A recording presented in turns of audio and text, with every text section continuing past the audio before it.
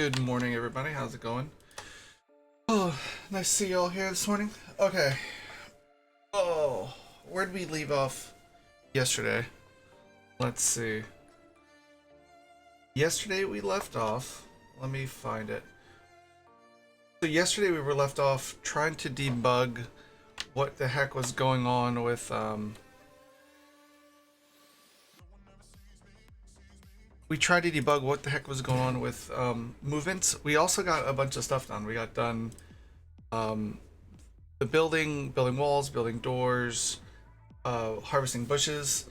Then when we tried to come back to when we tried to come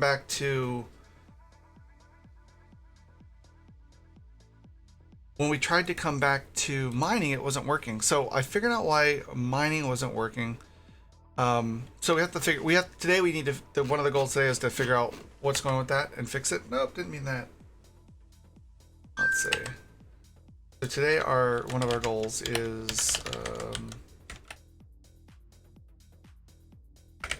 we need to get mining working with pathfinding due to the fact the mining is the hex next door. And what I mean by that is, remember when we had the code in there that said, oh, if the distance is greater than or equal to 14 or 10, that's because all the work starts on the hex next to the actual hex. It has to be workable. So you actually path to the hex next door, not the hex there. So we probably need to change the pathfinder a bit, because what's happening with movement is we're saying path to this hex here, but this hex here is not walkable. So what it does is the pathfinder says, hey, we're going to walk here. Okay, this is cool. It puts the job in. There's a couple things, actually. There's the mining, but we also need to have a way to kick a job if it gets interrupted, kick a job back to being not started instead of being in progress. Because what's happening now is, if you'll see, let's write it down first. Make job steps reset to whatever the not started one is. Whenever a job gets interrupted. So what's actually happening is we're saying, oh, path here, and it can get there, and it starts going here, and then it notices the locations are in different reachability groups, and there's no pathing. So when the pawn starts to move towards that location, it says, hey, this is fucking not walkable, so it bails it out. So the way that pathfinding used to work was, that's what those distance equals 16 or 14 and 10 were, because that was saying you could be in the hex next door. So we should probably just refactor the pathfinding to say we do one thing. Let me get the font bigger. So we do one thing where we try to find any walkable neighbors to where the hex is. So what we should do is say, hey, the job for pathfinding is here, but when you do the move, it should path you to a walkable hex that is nearby, not the hex that actually needs it. That'll resolve the issue with mining, and then that'll mean people start to work on the hex next to, not the hex actually there. So that'll take care of mining again. So mining will work, but we'll also need to cover another thing where if the job gets so this highlighted an issue as well, where the job gets, if we come here, it says, hey, we're walking the path, we're good. And then it says, hey, right here it says the path isn't walkable, and it kills the colonists walking towards it, which in effect, all that's doing is kicking the job immediately to done, which isn't what we want. We would, in that case, we'd want the job to reset to not started, and then be able to go through that again, instead of it just going to done, because it's not really done. So we need that to be a little bit more resilient. So first we'll work on the having pathfinding go to a walkable neighbor and not the actual hex itself.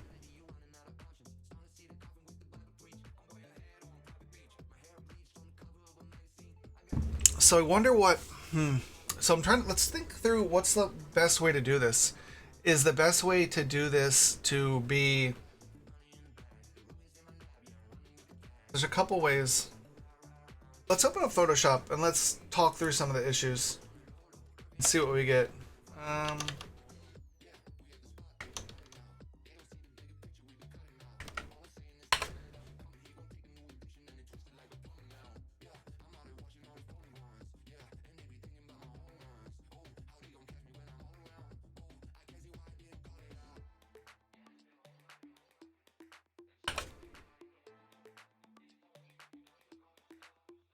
Okay. So let's sketch out some thoughts, right? There's just a couple things we have to do. Let's go to black. Boop. Don't want that.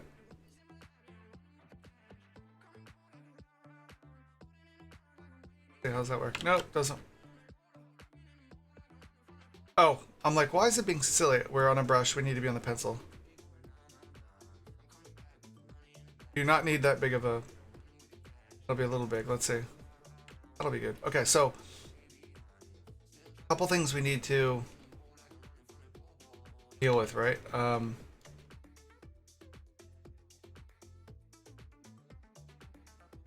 One, we need to always path to the hex to hex next door.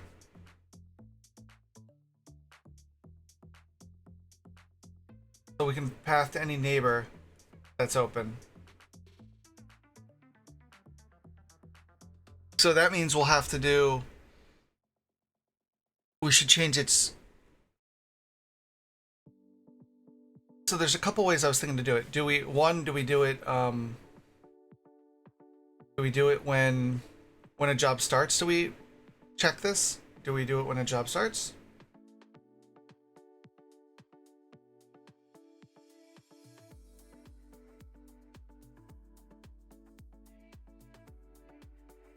So that would be like, hey, Kimberly picked up this job. Her current thing is a move to. Do we do it in the beginning of the move to as part of the move to function? Or do we do it, do we have some other background job that's just constantly looping through? Do we have, like, yeah. Let's see, currently, like, do we have another job that loops through all the jobs that are there and optimizes the pathing in the background before the player actually gets to it? Well, it wouldn't be able to, well, I mean, it would optimize the start hex. So we would do we add another enum to job step?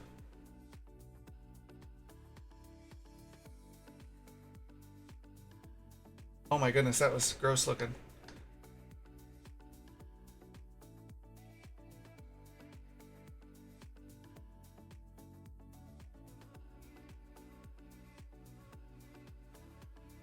So currently, let's visualize what the jobs look like here. We'll add a job request. So it's got a who, a start. So here it's got created, claimed, in progress, and false. And then you've got something here like a move to. And then we've got a mine, for instance.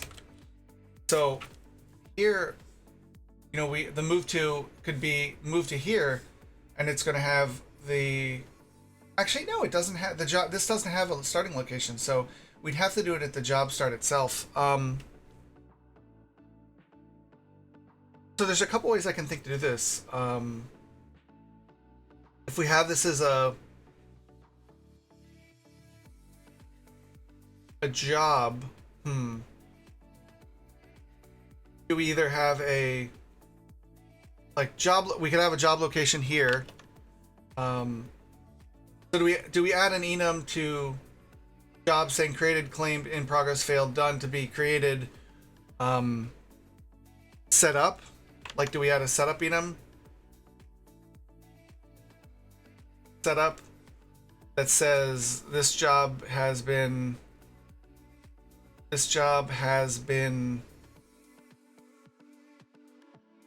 configured. has been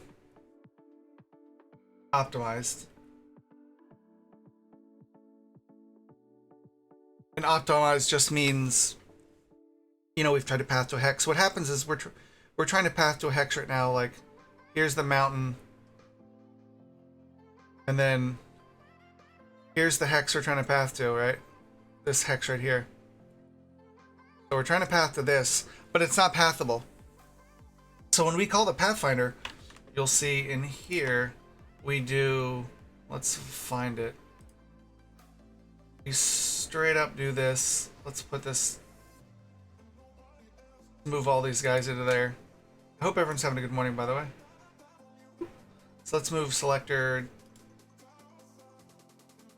down here. Let's close this bad boy out for now.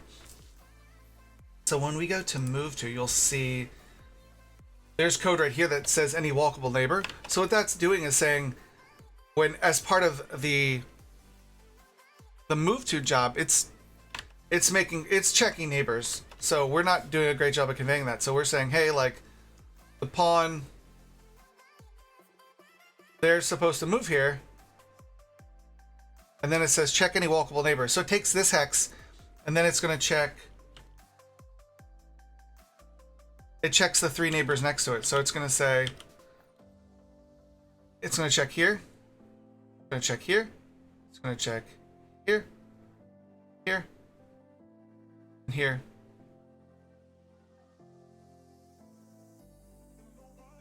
And actually it checks, I think it checks all those squares next to it. So it checks on each side. It does a 3x3. And then it finds, if it finds any one of these hexes is okay, then it says, good, you're good to go, you're good to move here. But that information never gets relayed over to, the actual colonist itself. And that's what's causing, when the pawn gets the order, it's like, okay, cool, and that's like, oh fuck, there's no move here. So the way we used to work through that is we were passing in that value that I had called move override, which is basically drafting. So that just means you can force it to move there, and that's not necessarily what we always want to do. We don't always want to do that. And good morning, everyone.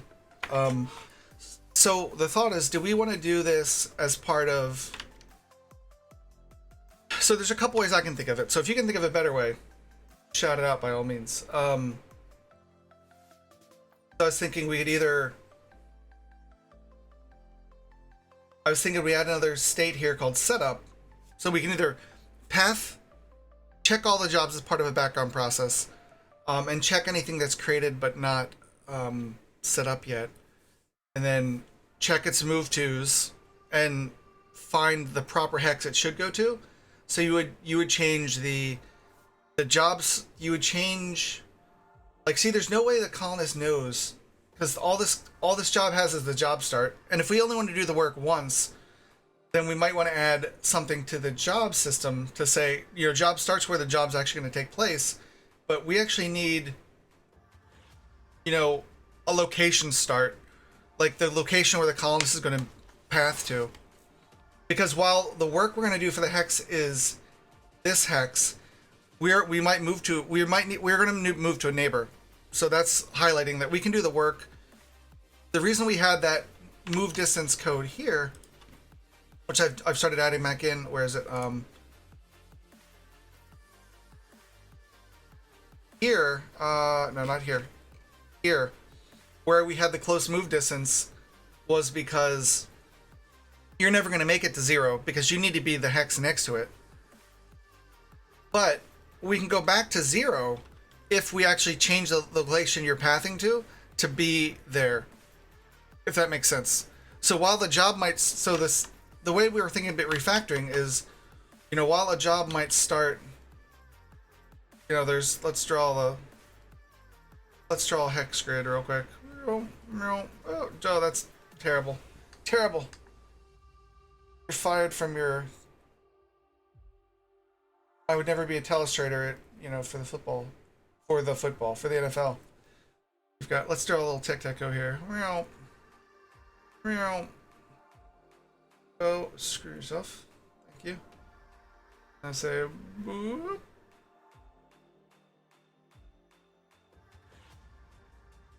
So if you say, for instance, job start is here, but it's in a mountain. It's in a mountain. These are all unwalkable hexes. Okay, so those are unwalkable hexes. And we're saying we gotta walk here. The Pathfinder is gonna say, this is where the job starts, but then it's gonna check all these hexes. It's gonna say, checked here, checked here, checked here. Oh, you can't see that for shit. Boop. I'm gonna say checked here, checked here, checked here, checked here, checked here, checked here, checked here, checked here. And it's gonna see these aren't walkable, so it's just gonna be excluded. So it's gonna say, nope, can't do anything with you. Say, you're out of the running, you're out of the running, you're out of the running, you're out of the running. You're the hex where the work needs to be done, but you're not there, so you're out of the running. So that's gonna have these 4 as options to do. So we could just say start at any location that's available. Move this a little closer. Boop. There. Boop. Actually, there we go. Okay. So it's gonna go. So it's going to see these 4 that can be paths to. But how do we know? So step 1 could be find all the walkable neighbors. Ooh. Find all walkable neighbors.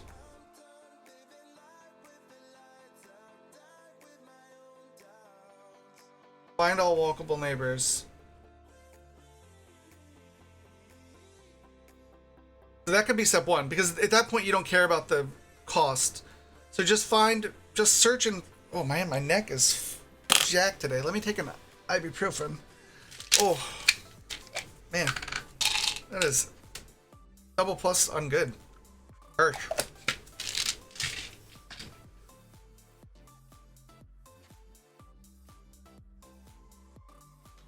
My daughter climbed into bed with us, so I slept all janky. Whew.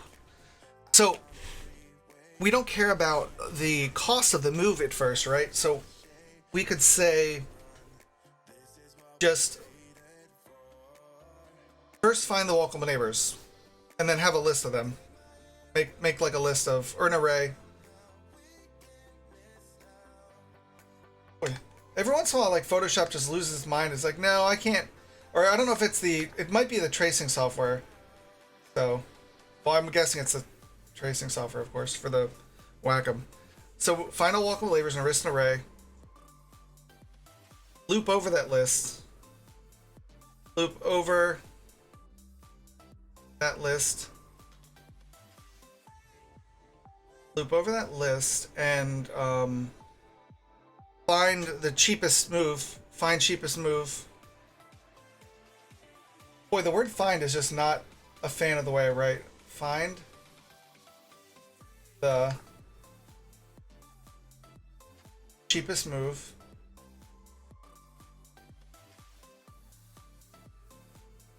And move there. But that still highlights how are we going to store that data? Like how to store.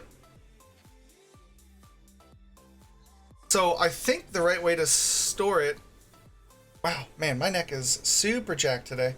So what might be the right way to store it? What is the right way to store it? So we have some options, right? So there's a bunch of different ways we could do it. Let's see.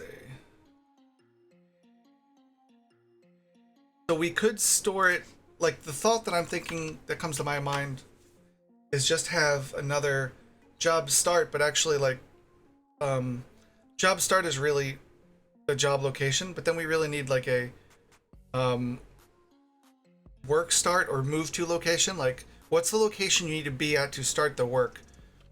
So that sounds like we need to extend, job to say add let's add a new vector 2 to add a vector 2 to the job for the move location for a job. Because while the work might be painted onto this job start, that's where you're gonna actually do the tile replacement. The pawn needs to move to a different location because it would look dumb if he's like standing in the mountain to do the work. So we're gonna want to change that. So let's open up. Let's put the tablet away since I think we've talked through the issue. I think we've come to a good way to refactor this. Because by God, one day we're gonna be done with this stuff and move on with it. But it's kind of important to get right. It doesn't have to be perfect, but we do need to get it right enough to where it'll work in all the cases. Like yesterday I was thinking like maybe we'll just shoehorn in some special magic code for that, and that doesn't really seem like a great idea. It seemed like that's going to fuck us over and bite us in the ass later down the road and be just kind of a bit of like, in my day job I'd call that like technical debt, because we're doing something janky, and the more we work around that, the more that gets baked in, and then eventually it's going to be so encrusted in all the job we can't really pull it out without like major surgery and a major pain in the ass. So let's nip it in the bud while we're young in the project. Well, we're only a couple years into this thing.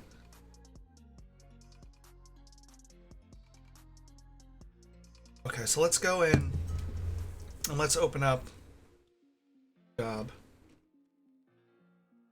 Nope, did not mean to open up utils. I meant to open up job, which is right here. Okay. The job start. Where's the start coordinates of the job? And this is start coordinates job is really like, what tile are we going to work with? Like, that's really all that is. What tile are we going to fucking work with? So then this one would become job move, and this would be job move location. So this is going to be, what is the hex that we need to path to? Okay. So then that leads to a couple things. First, we have to update when you paint a job.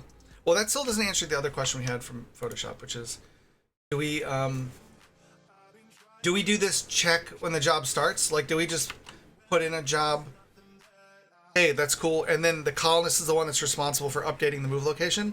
Or do we have another enum that's constantly polling for work to make sure it's set up? Like, what makes more sense to do? If we did it as some sort of job, then when you added like a large swath of jobs, that could cause some frame rate issues, I guess. If you've drawn 150 jobs and you have to set up 150 like start locations. If we do it just in time with the colonist, maybe there's a delay from when a colonist picks it up to when they start pathing to it. Maybe. So that might work, I think. So yeah, let's just have the colonists do it when they pick it up as part of that. So then that won't be too hard to update.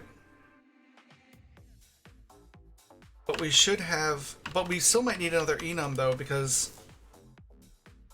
Okay, so what's the other... While we're refactoring this, we also want to deal for the case of if a job gets stopped for any reason, it should go back to retry, is what it should go back to.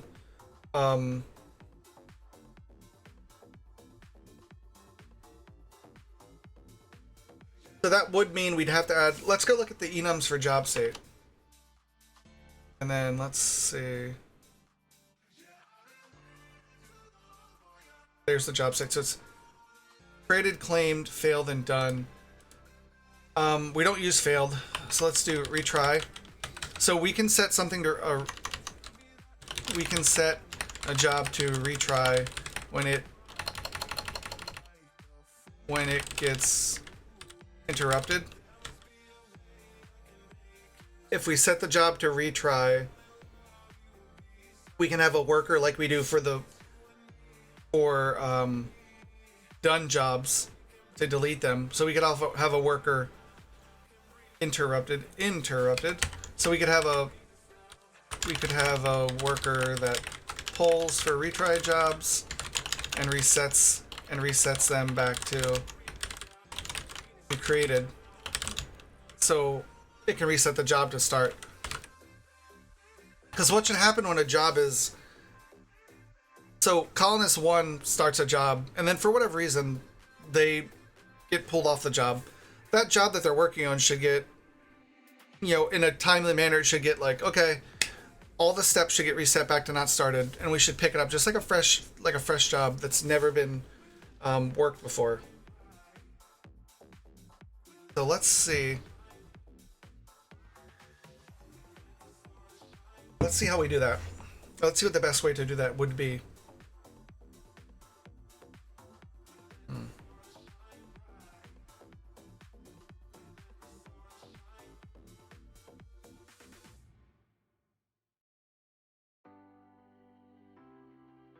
Okay. So what we're gonna do here, so does this change? It does change some things. We need to add it to the constructor. Job, move location.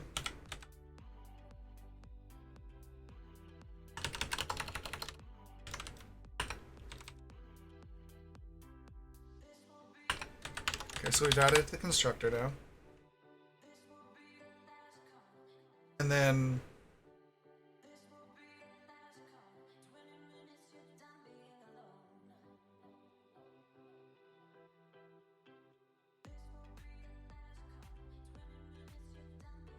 so the job gets created with the move to location. Maybe the move job is the one that's responsible for. Well, the move job should be the one that's responsible for this, I guess. Because it's going to come in, and the move to job is going to say, okay, then if there's no move location, we're going to reset this pathfinding. And maybe eventually we just have it check to see if it's set first, which I guess we should do. Check to see if it's set first. Okay, so let's see where we start. Player positions here. This is all the constructing of all the things it needs to do the pathfinding. We're going to do the distance check here. Has move location been set? So this sounds like it'd be a good spot for a helper function. I don't know if Map Atlas is the right place for it. Well, Map Atlas has any walkable neighbors, but that's checking the Atlas system, which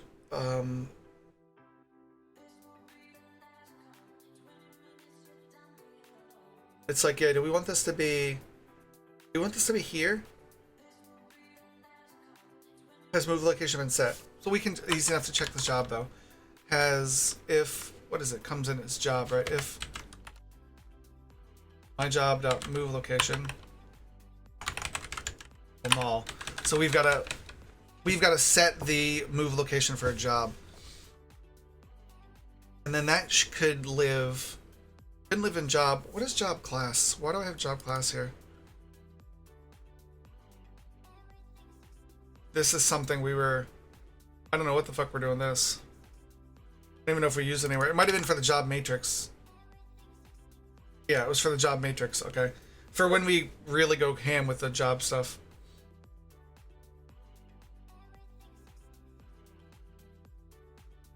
So the job queue manager. The job queue manager probably is where we want to put the information for checking a hex, I think. Is it because it's pathfinding related? So is jobs the best spot for it, or is pathfinding? No, it's not really pathfinding. It's basically saying pass in one hex and get the walkable neighbor to the other hex. Get the nearest walkable neighbor to it. So it could really be like if the hex is open, that could be where you want to move. Right? Like, let's reset this. Let me copy this, and then let's also go back to what we had before, where the distance really is set to be 0.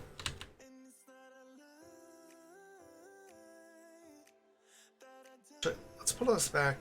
Let me just look at it through Git so I can see what we changed. Let's see, this is job mine. Let's see job move to.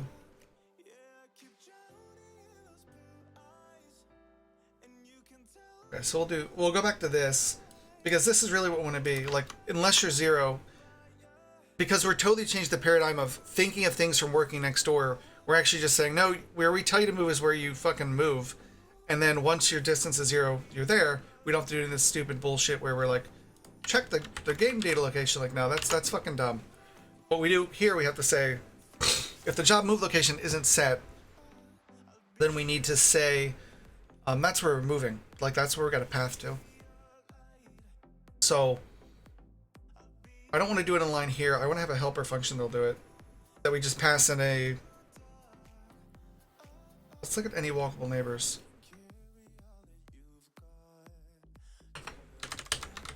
Pass in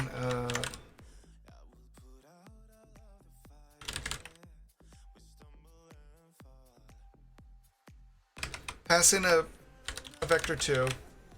Check all the neighbors in a 3 by 3 block around the node to see if there is a walkable location. So this seems like the best spot for it because right here we're doing the check. Well, we're doing the walkable check here. We're not actually checking the cost of it. But this is returning... This looks like a good spot where it could return... It loops through everything, and on the first time it gets a walkable neighbor, it leaves. But it could build a list of walkable neighbors that you could go to. And just pass that list back, and then let whatever gets done with that loop through and see which one's the cheapest cost. And I don't want to duplicate code, but the signatures return a bool. Let's have it, let's duplicate this and call it any walkable neighbor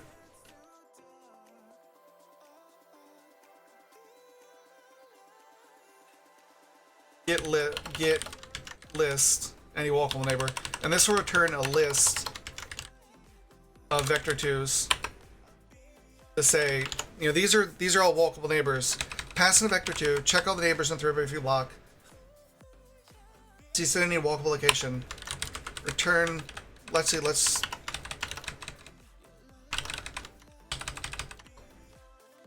just do that. And then we'll returns a list of all walkable neighbors. Neighbors that can be weighted and sorted by cost. Well, no, return a list of all walkable neighbors. Because we're not going to do the weighting and listing of the cost here. Pass in vector 2, check all the neighbors in 3 by 3 block to see if there's a walkable location. Return. Already know this data coming back is not sorted by cost. We need to do that elsewhere. So we'll call get list of walkable neighbors. That'll give us the list of everything. So we have to change this to say, if walkable is true, so we're going to start this bad boy with... Oh, we've already got a neighbor list here. Sweet. But we're just doing dick with it. Okay. Good job passing me. You're really on the top of your game here today. Okay.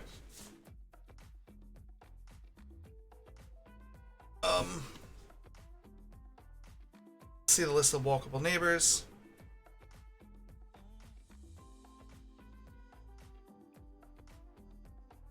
So when we come here, we can actually just say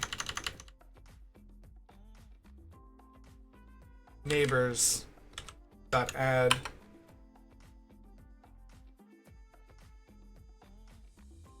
new vector 2 of checkx check Y. So there's that. And then for false, it doesn't matter because we're just returning. And this is still checking if it's in bounds, I guess. Which I don't know why we're doing it there, but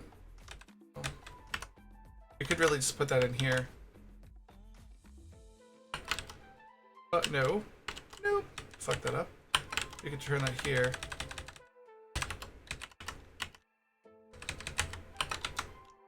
Okay, so this will say it'll only do this if it's a walkable neighbor. At that point. Loop through all here.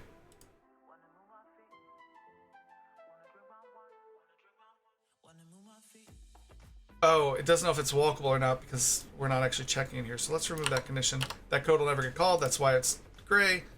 Gray means look a little closer, dum-dum. Hey, dummy. So that's going to add the neighbor. And at the end, we're just going to return neighbors. Which let's watch us find that we already have that fucking shit written down somewhere. What was I just saying? Was I just saying something? Was I just saying something like that? You fucking dingleberry. Talk about duplicating code. Jesus Christ. Burp. Let's at least save this help code in case we need it. It's like, boy, this seems like something I'd already do if I've already got the list there. That seems like I might have already done that in the past. I don't know. Call me crazy. Good job solving past problems twice. The only thing better than fixing it and job construct door is already doing that, isn't it? Motherfucker. These things are already calling. Move the unit 1 hex off. Man, I got bit really bad yesterday by mosquitoes, like in the pool. Whew, it was rough. Hope everyone else is having a good morning. What do you call a pirate with a blue top hat? I don't know, what? I don't know either. The education system has failed me. So we're doing the check here. And this is for checking walkable nodes when we're doing as part of constructing the door, which is funny that we had this old code here because it's totally true. And we were moving it to the door, so we were doing code like that to check that. So we can do that here and move to now. If the job location is null, then let's go back. Where's the job construct door?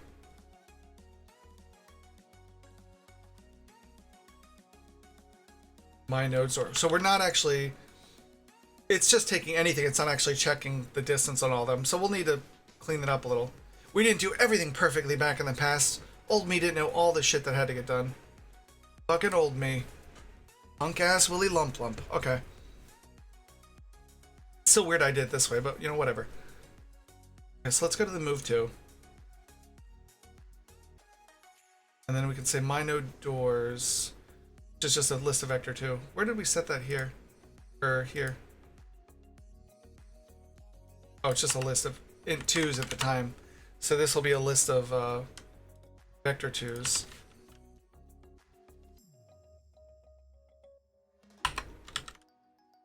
It'll be a list of vector 2s. Oh, I don't have generic on here? Okay. Well, then add it. Yeah. My nodes. My walkable. That's actually, I like that it does these shortcuts. My walkable neighbors. Okay, cool. Now we need to loop through these and actually find which one's the cheapest. We need to find the cheapest because we want to be efficient. We need to find the cheapest path. Because you don't want to take the long way if you don't have to. That would be terribad. My walkable neighbors dot count. There.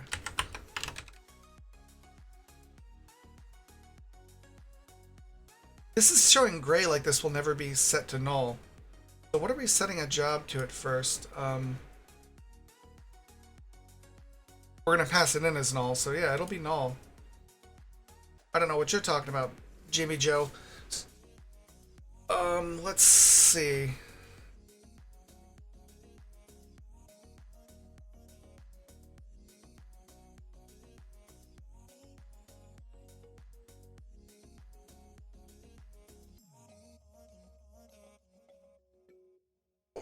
turkey. Okay, there we go. Okay. So we're gonna do get walkable neighbors.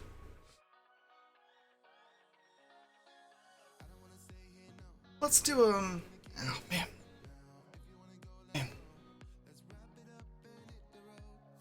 What we're doing. We'll call this one what we're doing.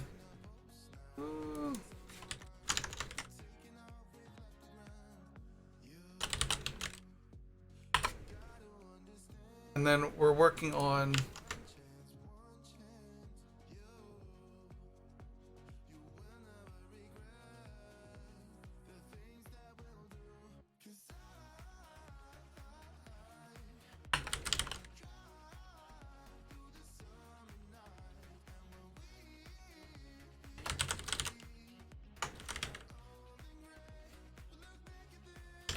there we go.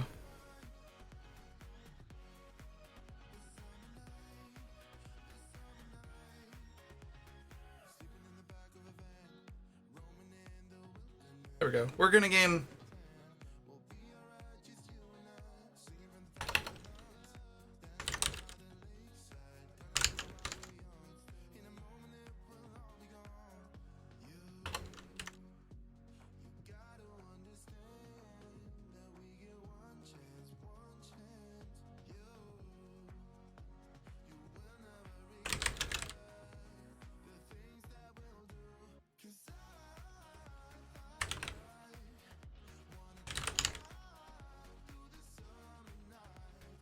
There we go.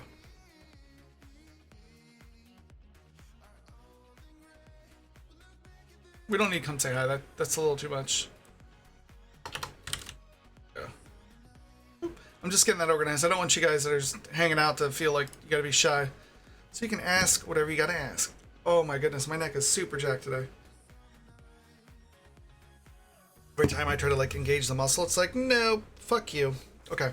So we've got the cheapest, we gotta find the cheapest path here. So we can do that by checking the, where do we do that right here? We check the distance, right here, okay. So that returns a distance, but that doesn't necessarily return a, does that return a cost or a distance? Get distance. It returns a distance, not necessarily a cost. Where do we do the cost calculations, though? That's probably pathfinding, right? Because this is just distance checks. We gotta find closest job.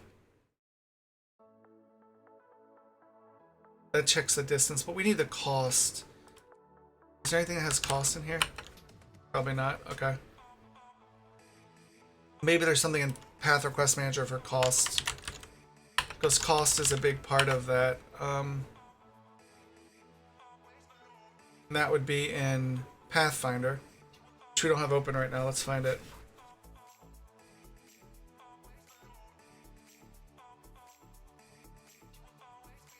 That is pathfinding.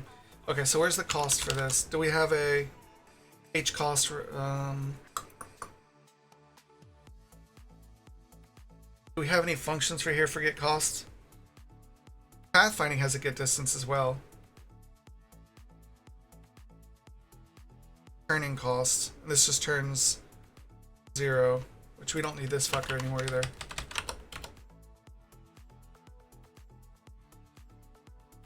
This was some logic we were using for something, I'm sure. Plus turning cost, okay.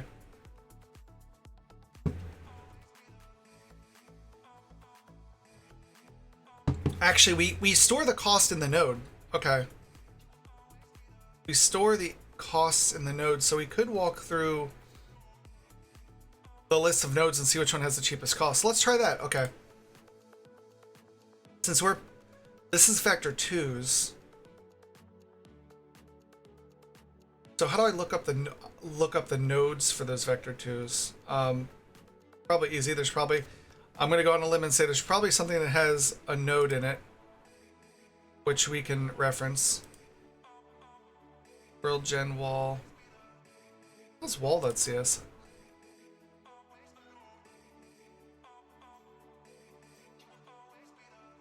Oh, this was for chopping wood and shit. Okay, we'll have to get back there eventually when we work on stuff. Node. Here's node. Okay. So does node have any functions? Well, this is just a node. Is there anything that works on node returning like the cost? See if there's anything that says get cost. Get node. Is there any get nodes?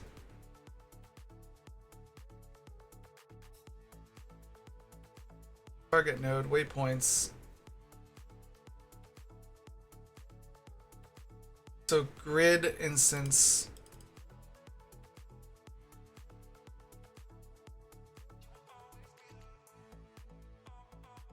So in grid we have get reachability group. Okay. So we have the get the neighbor, get east node. We have that. Oh, so we already have a get. Okay, we have get neighbors here. Good. So this will give us the 3x3 neighbors.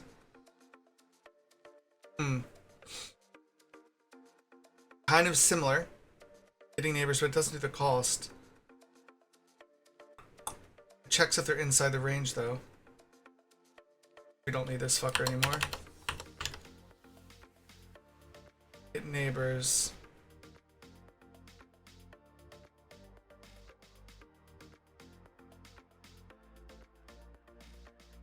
Which this might eventually be something we can pass in ourselves or consolidate between node and grid. They're two different data objects, but it's annoying that they both do the same thing. It seems like in different ways.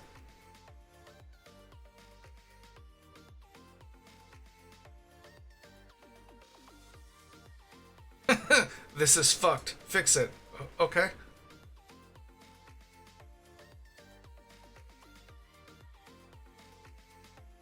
Great grid. Okay.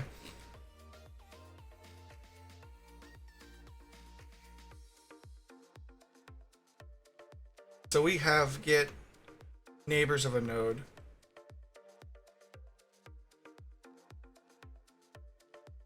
There's no get node. There's no just like straight up get node. That returns the node we asked for? Am I really seeing that? There's the get the neighbors of the node, and there's get all this other stuff, but there's no like return the node. Okay, let's make a get node helper then. What I probably did was I probably fucking did it stupid years ago, and I just am calling shit in line versus just returning the node. And then we'll pass in a vector 2 and get the node. No.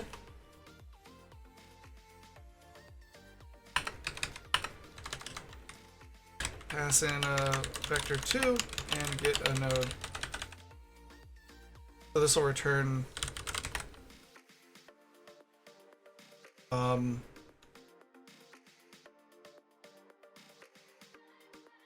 it's returning a vector 2, but I want to get the goddamn node.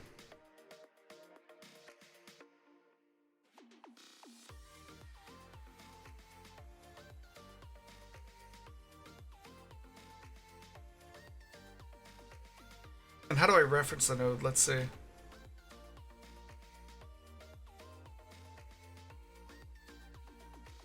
Just like this? Okay, node grid.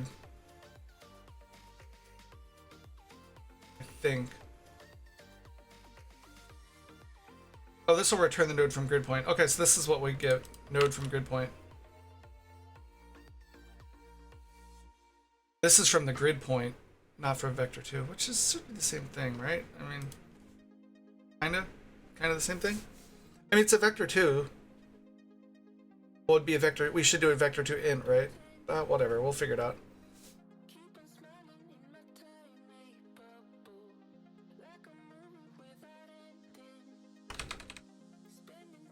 Move this up with the other one,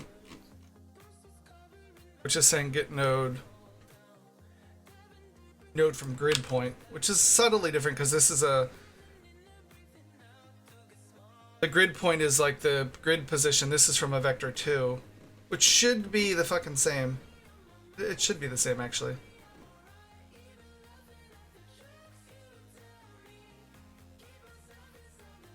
Yeah, it should be the same, really.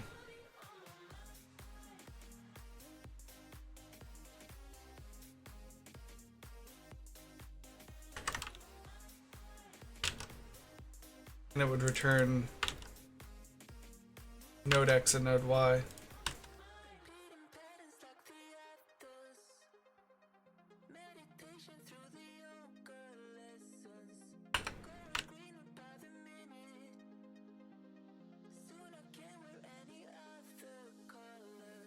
Cast it to an int.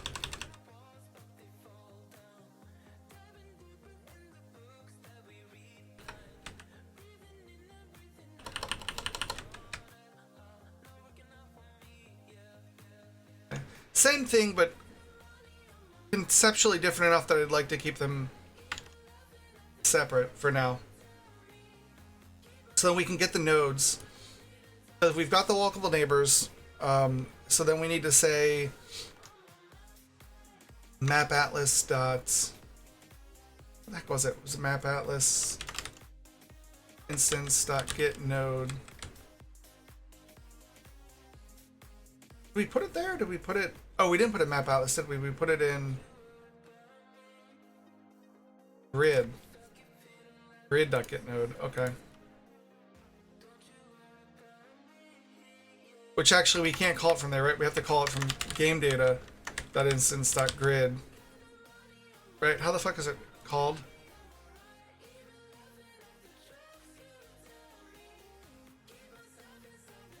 Like, yeah, how do we use node point from world? Get an example of its usage so we can see for sure.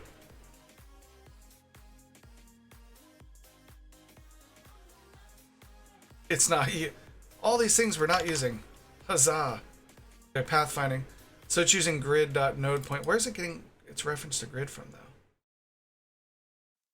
Is grid just a static fucking reference? Oh, so it's checking its thing here for grid.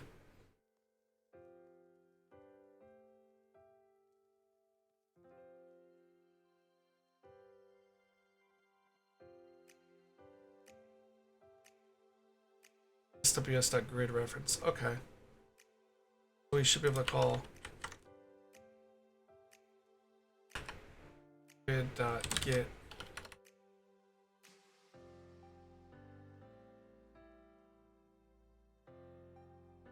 grid.instance herpa derpa herp get node. Okay. And then we pass in the XY. And that will be from my walkable neighbors.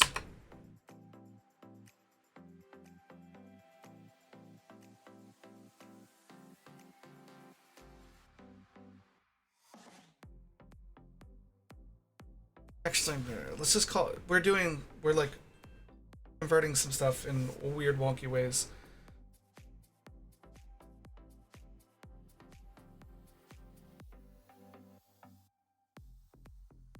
Let's make it pass in vector 2, and we'll do the int cast here. Because then we can just pass straight through the vector 2. My walkable neighbors dot I.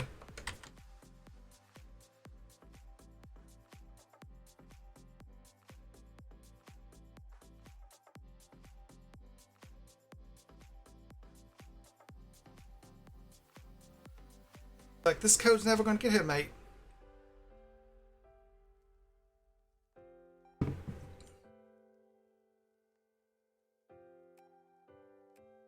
So from here, we got to get the node, and then we can get the cost of what it is. So then we can say var node inside this loop, and then we can do node.hcost.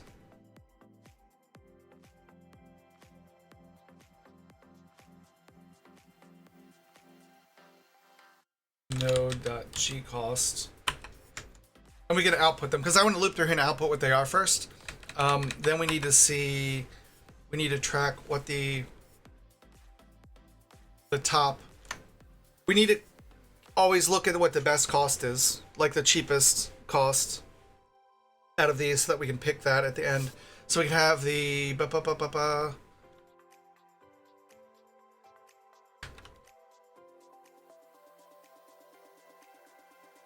cheapest cost equals when start it's just gonna be an empty vector too.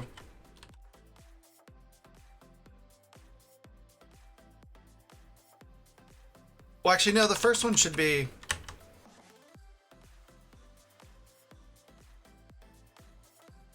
No, it's just unassigned for now.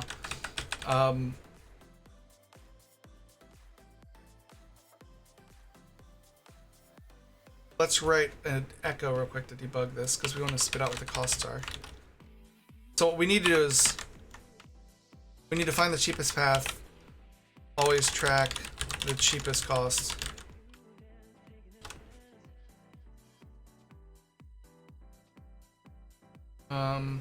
Node h costs, g costs,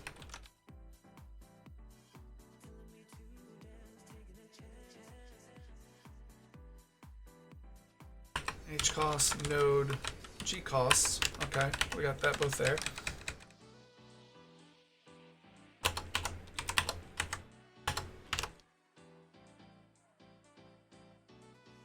Okay.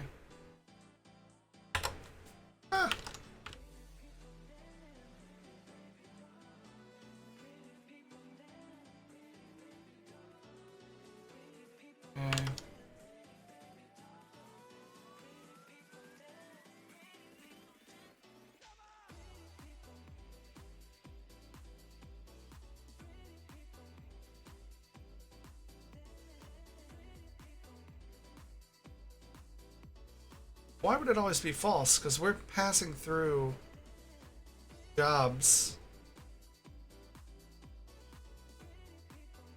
Let's do this. Always default to null.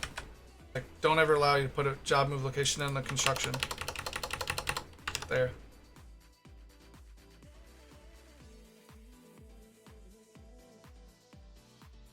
Oh, vector 2 can't be null by default.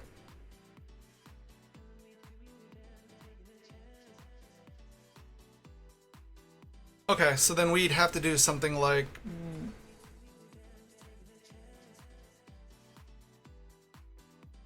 we were going to add another enum to job, right?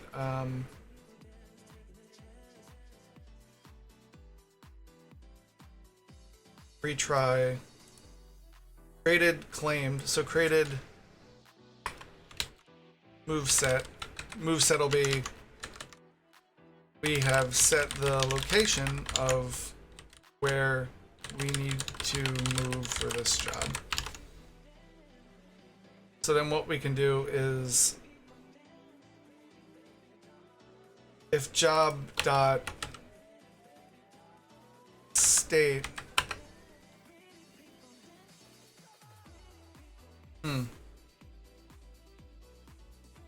it would have to come after claimed because the colonist claims it first. So we'd have to say now let's think it through. This might be a dum-dum thing. So what we're trying to figure out is how do we make sure we know when how do we know when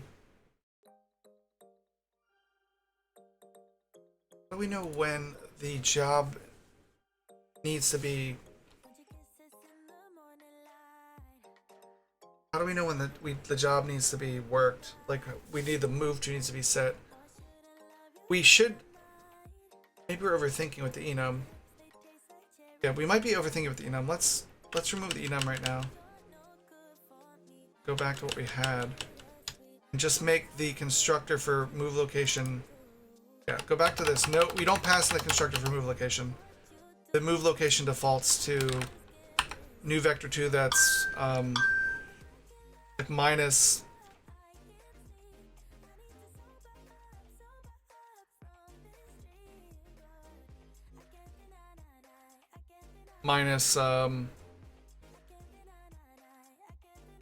something arbitrary.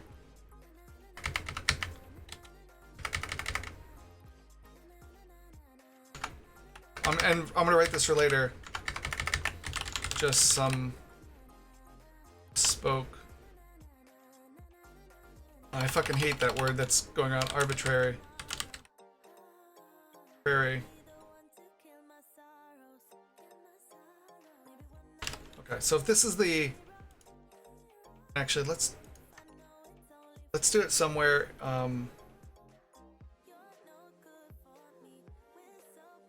Let's do it somewhere globally, right?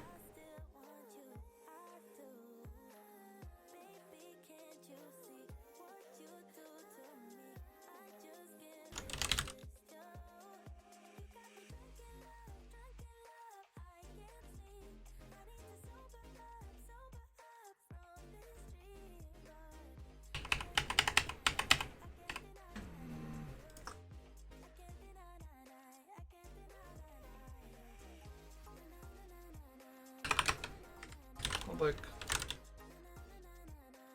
vector 2.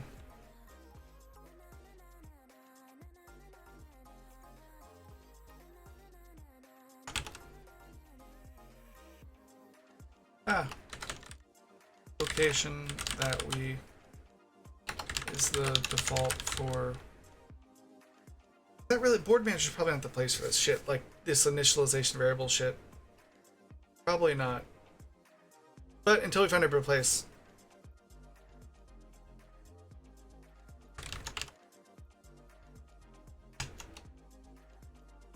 Yeah, let's put it where it needs to be, because if it's here, that's kind of not a great spot for it. Let's put it in a grid.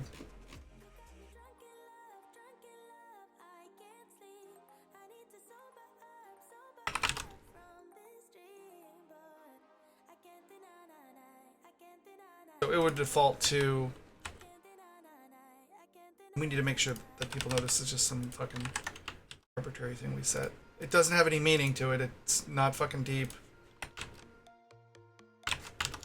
Fucking note it, because like, what did that mean? Was it something important that I don't remember now, and it's the end of the world because I don't know? It's like, no, motherfucker, you're cool. Don't worry about it. Don't worry about it, bro. Instance dots.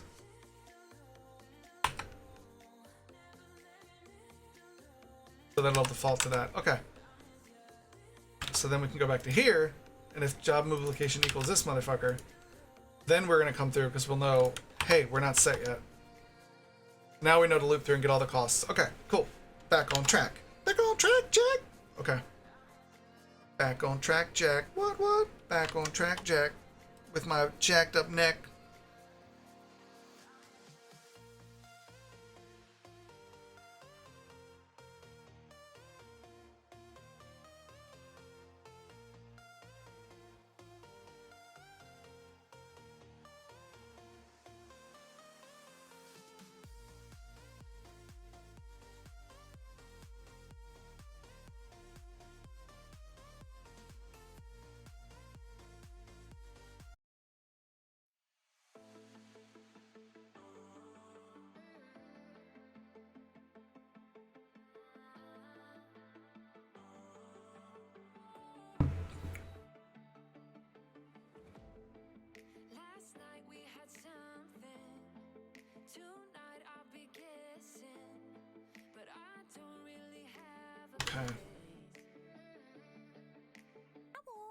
Okay, so we've got that. We're looping through here.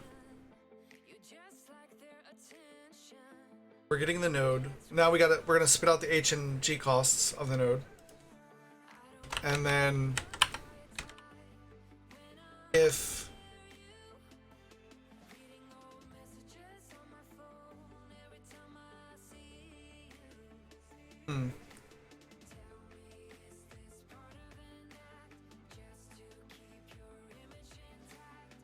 so we can say if node.gcosts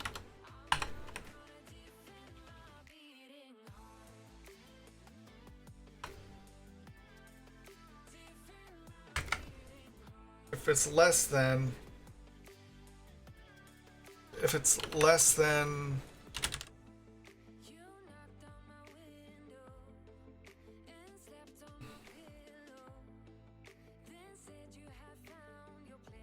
because that's the cheapest cost. that's the vector 2 of the cheapest cost, but it's not like what's the cost of the cheapest cost.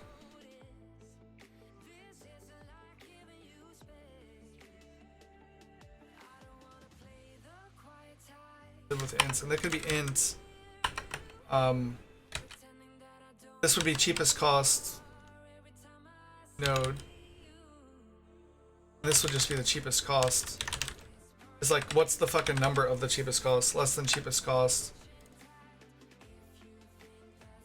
And we'll just default it to 1,000. If this cost together are less than the cheapest cost, then you are by de facto the cheapest cost right now. Cheapest cost node equals node, right?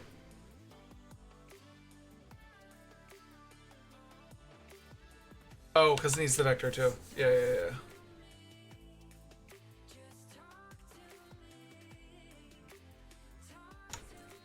So you're the cheapest cost at that point.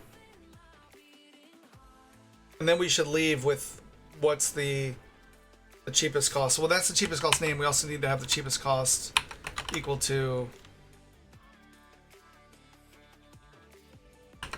node.gcost plus hcost. Okay.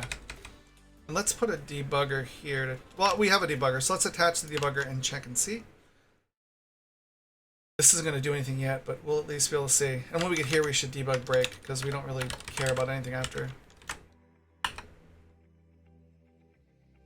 Here. Actually, whatever. Let's attach. We'll be good. And this is a new version of Rider 2020, so it's supposed to be more efficient and spectacular. So we'll see if it lives up to its hype of being more spectacular.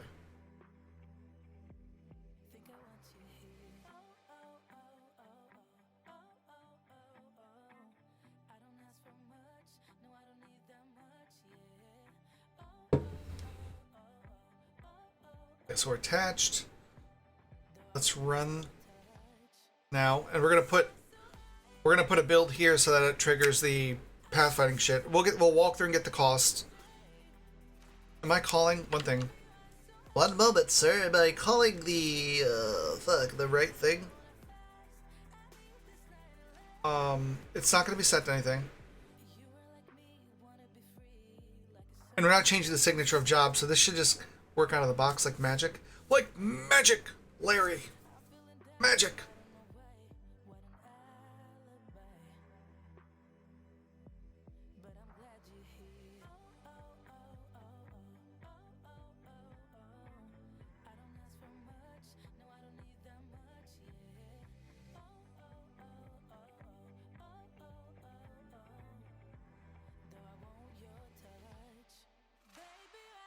Okay, so this should work.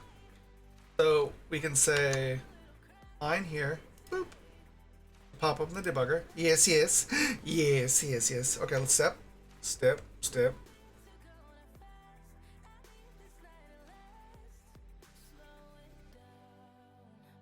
This is going to be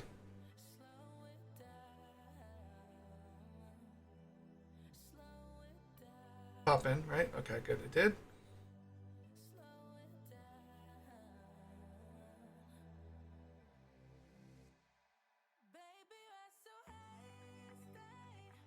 Okay, we're in here. We're gonna get the neighbors. And let's step through them now, that we can bring that up. My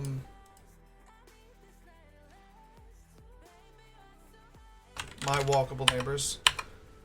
Okay. It's got 2. So from that spot there's only 2 walkable neighbors, really?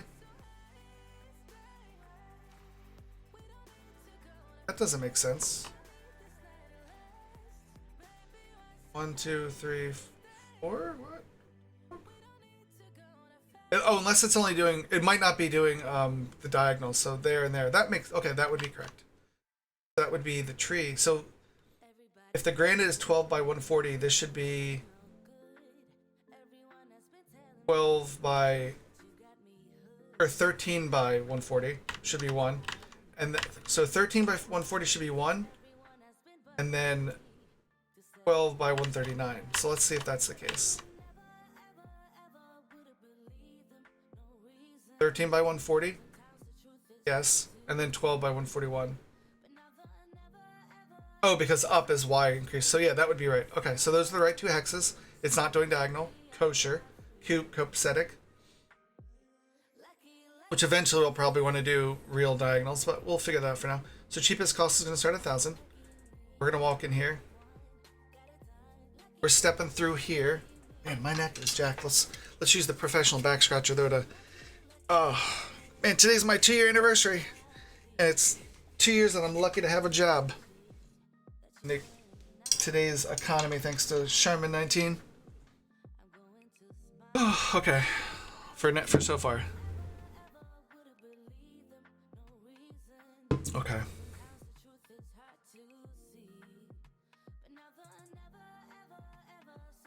Then we're going to return the node from this guy. And then let's look at the node. The node is here. It is. The node is a node. Its costs are 0 and 0. F cost, H cost. There's a bunch of costs here. They must not be getting set for the node then.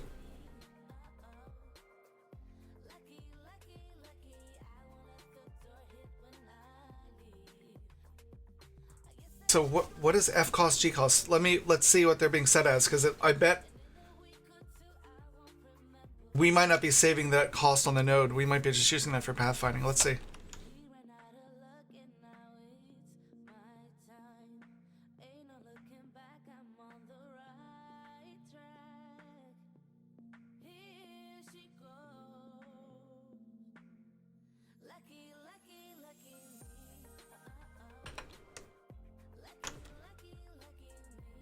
F cost. Let's see where we're using it. In node. Oh, F cost is just G plus H already. Okay, good.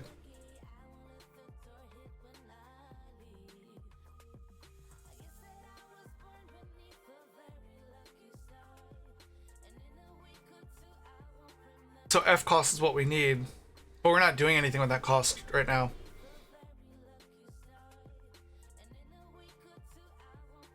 Yeah, it doesn't look like we're doing anything with cost at the moment.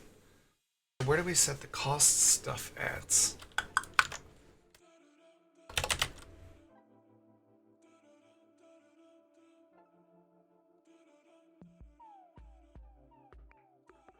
The first thing.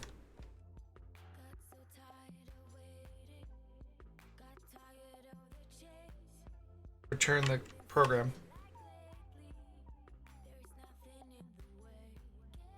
So we can close out of here.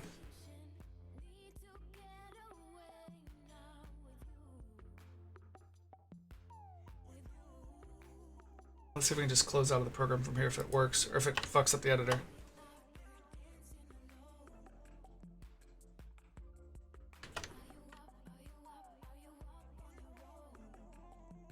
See if we can attach the debugger.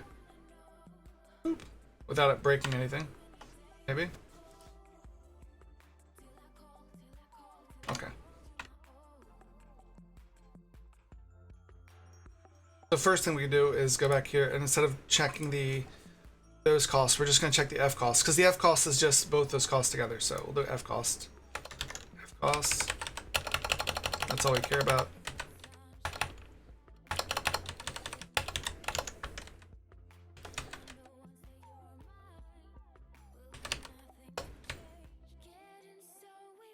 So if the F cost is less than cheaper cost, then we're good. Boop. But that highlights the other thing of, I don't think we're looking at F cost anywhere, so... Or what did I have up here before? So I don't think we're saving the costs on the tile, or on the node.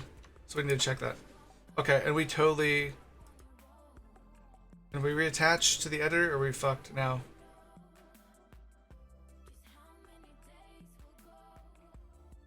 Because we could totally be boned now because of this.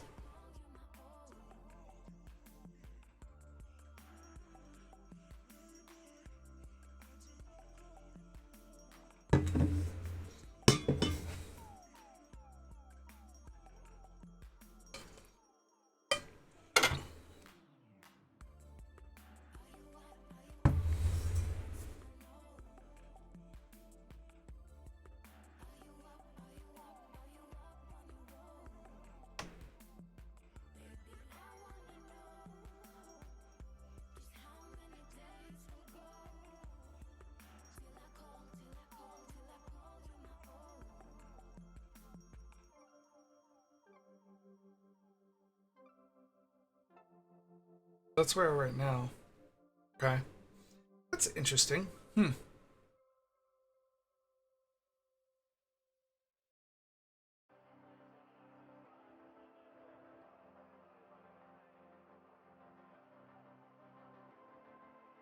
Okay, I just need to kill the fucking editor now. Because it's gone seppuku on me. It's gone Sudoku. It's gone to plaid, sir. Okay, bye Unity. You turkeys. So let's open that back up. While it's opening, let's find the H cost and see where we're using it.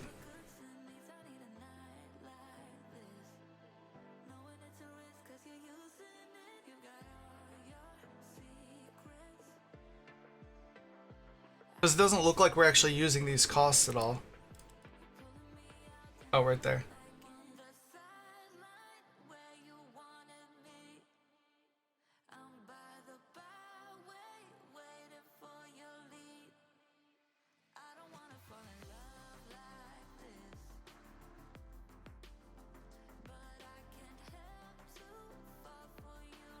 Yeah, how are the costs getting set on here?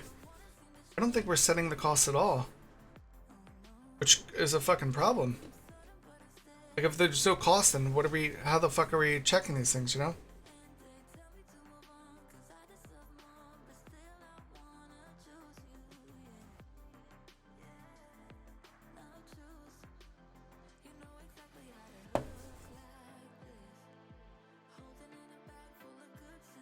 Yeah, if we're not setting...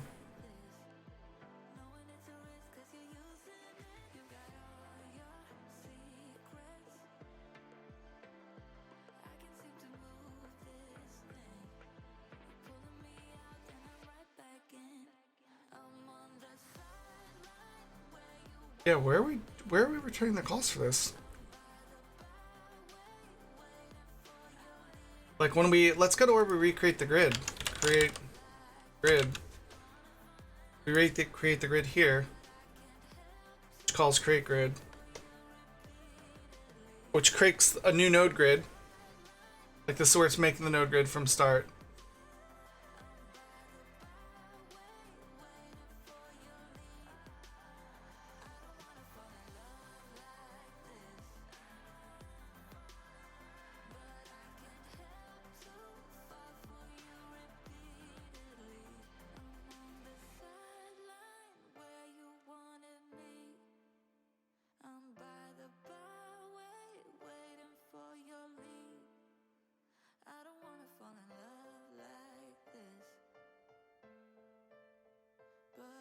So we call it here. Where do we do the costs? It's looping through, it's making the node points. Checking its walkability. Where's it doing its fucking cost? Where's it getting the cost from? If there's no cost, then how the fuck do we know? Yeah, if there's no cost here, then how do we know what to weight things at? That's kind of a problem. Unless we're doing it based on reachability group and we're not caring about a cost.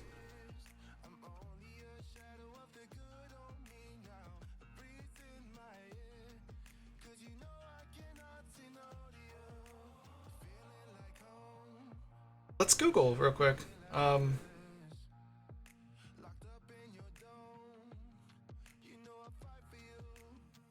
like we gotta set a cost for this shit. Yeah, let's see. Because I guess we're not doing any cost right now, but we should probably figure out how to do that. Yeah, like this says when we need something like that.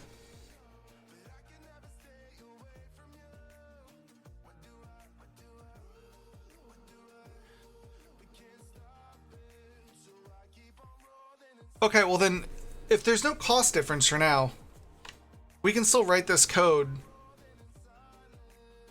and the last one will be the lowest. The first one will be the lowest cost because nothing will be lower than it. So, okay, we'll have to add cost. We'll have to add cost eventually, but we should fucking highlight that somewhere in here. That hey, cost doesn't fucking get calculated.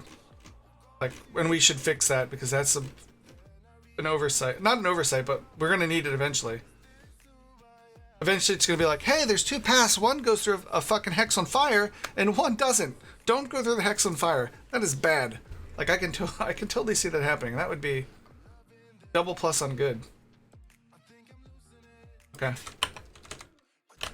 Apparently, we're not setting a cost. We need to implement this. All paths are not equal. Path on fire versus path not on fire. See? Huh?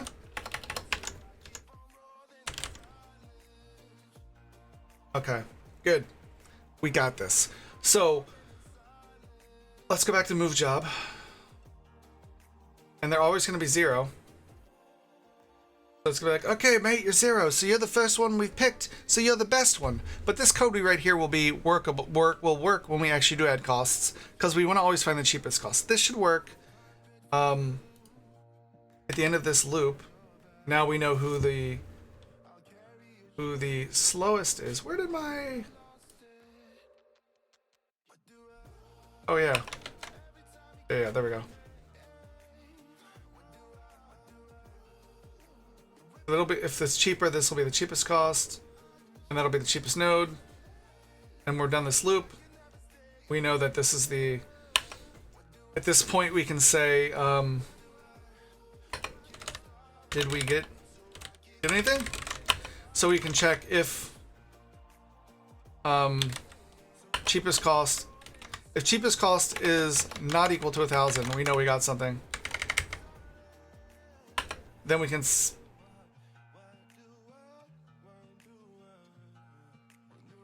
Oh, this is new editors, motherfucker.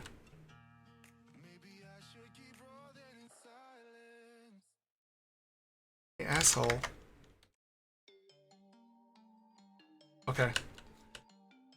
Whatever you're doing, I don't fucking like it. Okay? I don't fucking...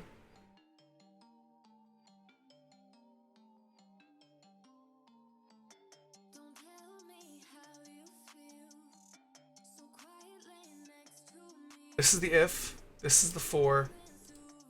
This is this if. This is down here.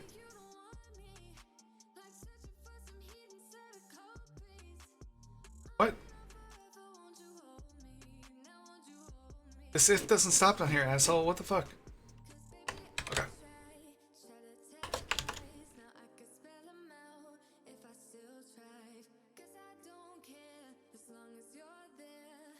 What the fuck happened?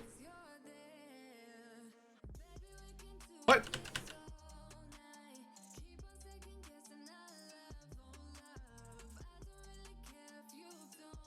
Okay. What's going on here? Bum bum bum bum bum bum bum bum bum bum bum bum bum. What's going on here?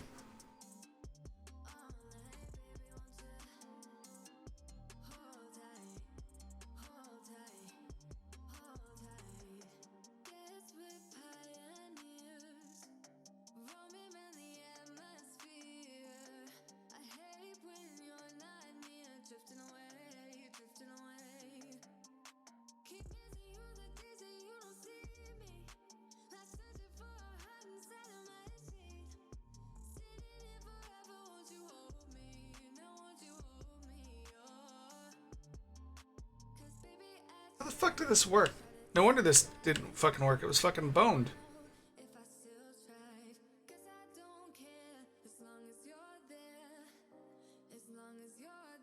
Yeah, we're gonna stay with F cost.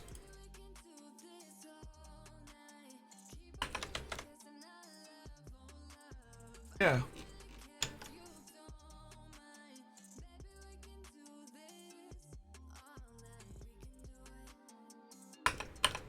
If, yeah, like we just said, if cheapest cost is less than 1,000, we've got something. But it keeps trying to fucking... What the fuck is going on here?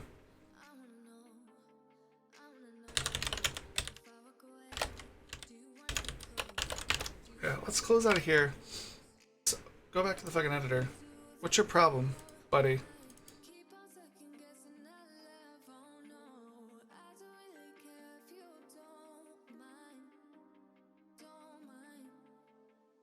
Awake there. That guy there.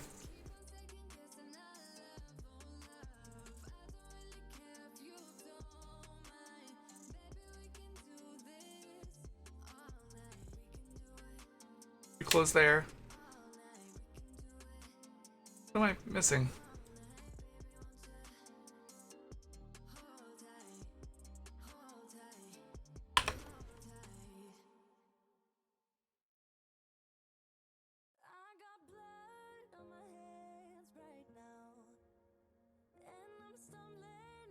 Hmm. Hmm.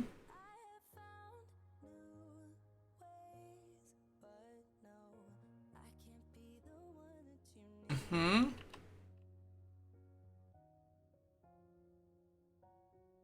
Fucking clean it and rebuild it, because this is being weird.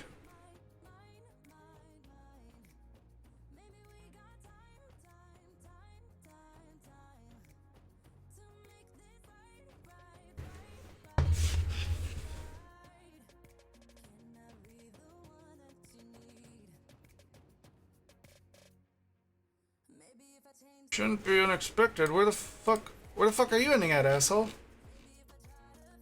The fuck? What? What are you talking about?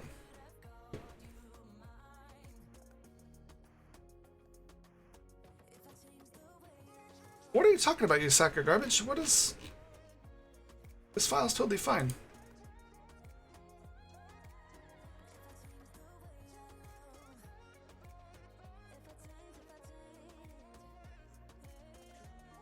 Alright, what the fuck?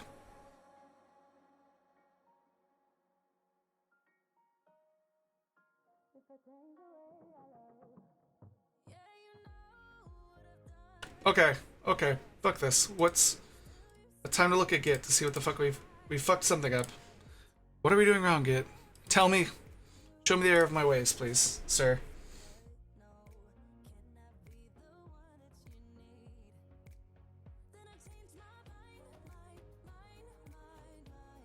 Everything here's right. Mm-hmm. These didn't fucking change.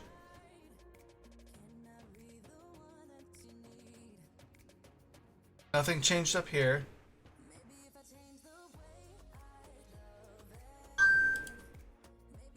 Nothing changed there. What the fuck?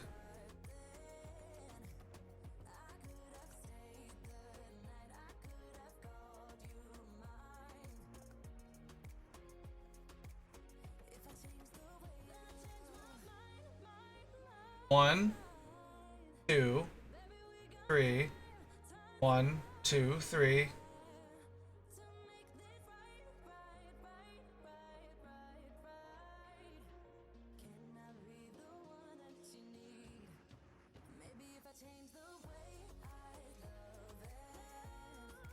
Literally nothing fucking wrong with this thing.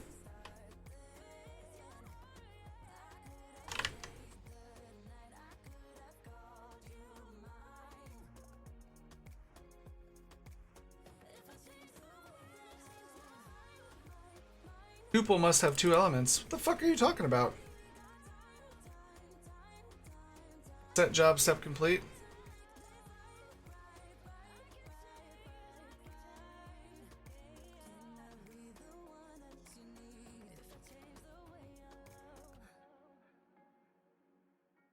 No, it only takes a fucking job, asshole.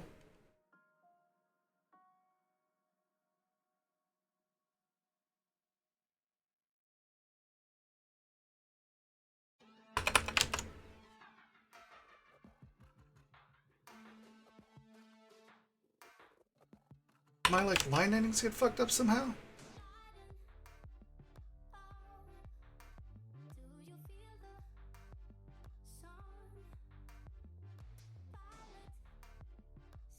Super fucking weird. Okay. Fucking copy this motherfucker over here. And just have fucking Git reset this file. Just cause.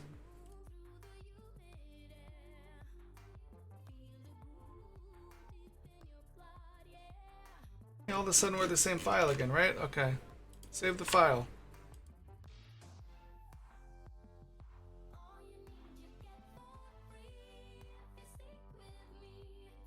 Are you kosher now? Are you back to the land of the living?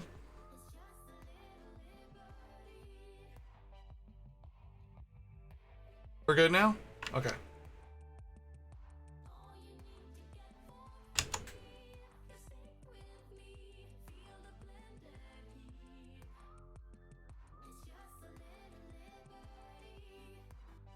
Hey, thank you for the follow, DNI stream. Welcome to the Biscuit Brigade as we debug this stupidness. And morning, Blar. How are you doing, sir? Hope you're both having good mornings. Hello, hello. What in the fucking shit fucks is going on here? What stupid fucking... This one works. What stupid shit did I fucking miss? Okay.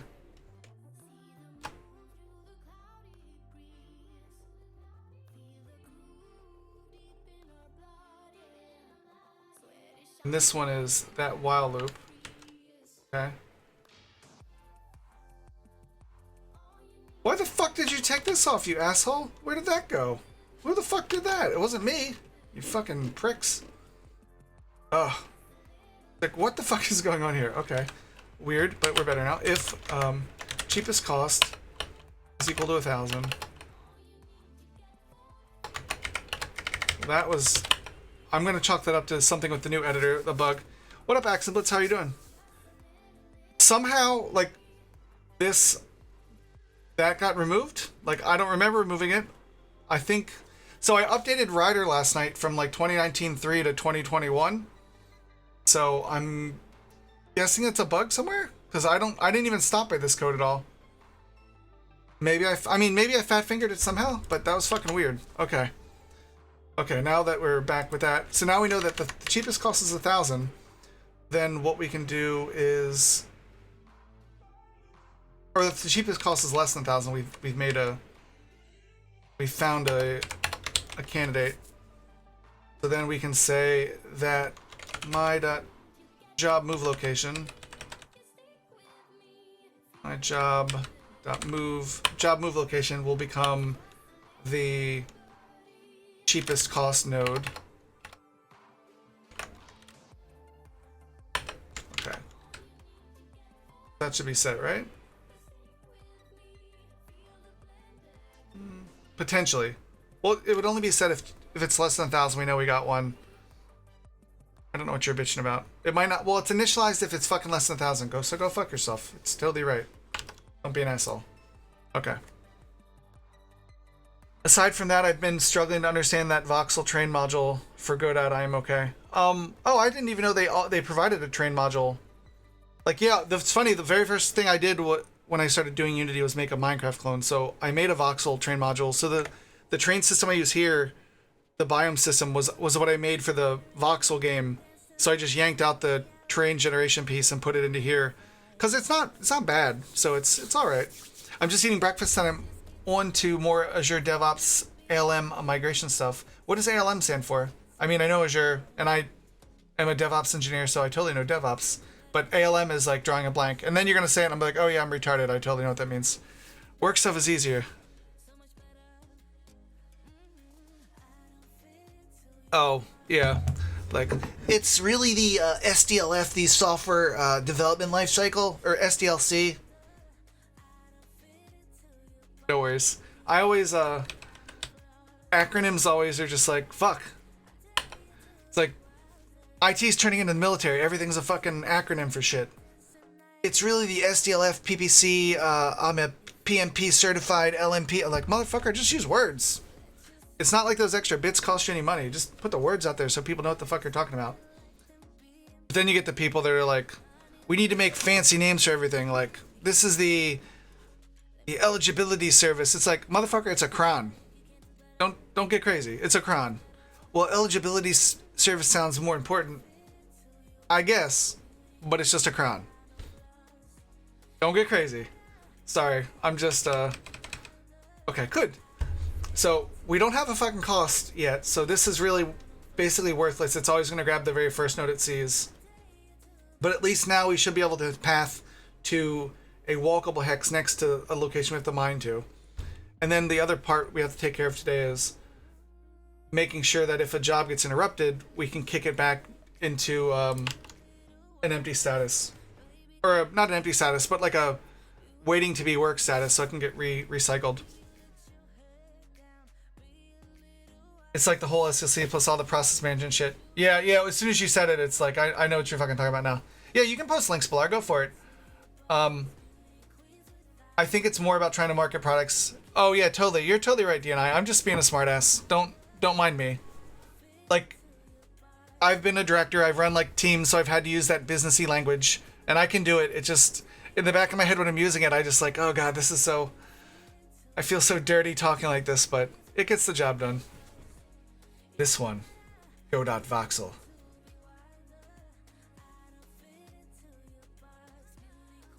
I mean, I know, there's like, we have a board meeting today, so we have to use more soft businessy language like that for those guys, and that's totally fine. That's the cost of doing business, so. Oh, nice. Why are you using Godot instead of Unity? Just out of curiosity. I don't care one way or another. Godot looks pretty neat. I was watching Schmelly do it the other day, and it looks pretty cool. Man, that looks real. Those are really nice looking voxels. Like, that is. And it's C++, so that's kind of sexy. Because I care about open source. Yeah. Well, good. I've made the Tile Manager open source, so come and work on that.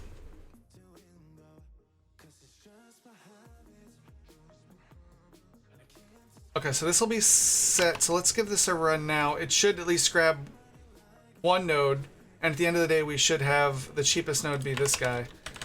These nodes won't cost anything, so let's just set this to debug, because we don't want to run that again later.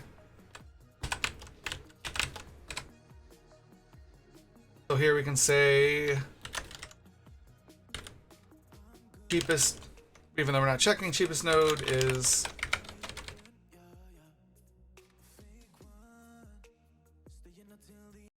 cheapest node will be cheapest cost node, but it's really not a node, it's a what? Well, it is initialized, so go fuck yourself.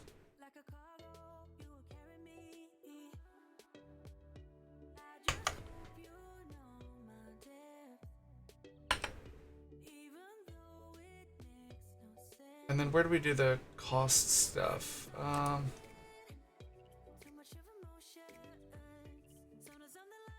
Put it in job, right? This guy.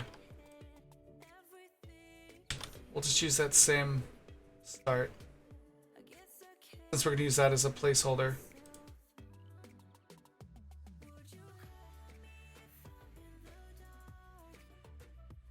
So that'll be your default, because it's fucking garbage. Okay. Cheapest node's not that, and cheapest code node is not equal to that motherfucker.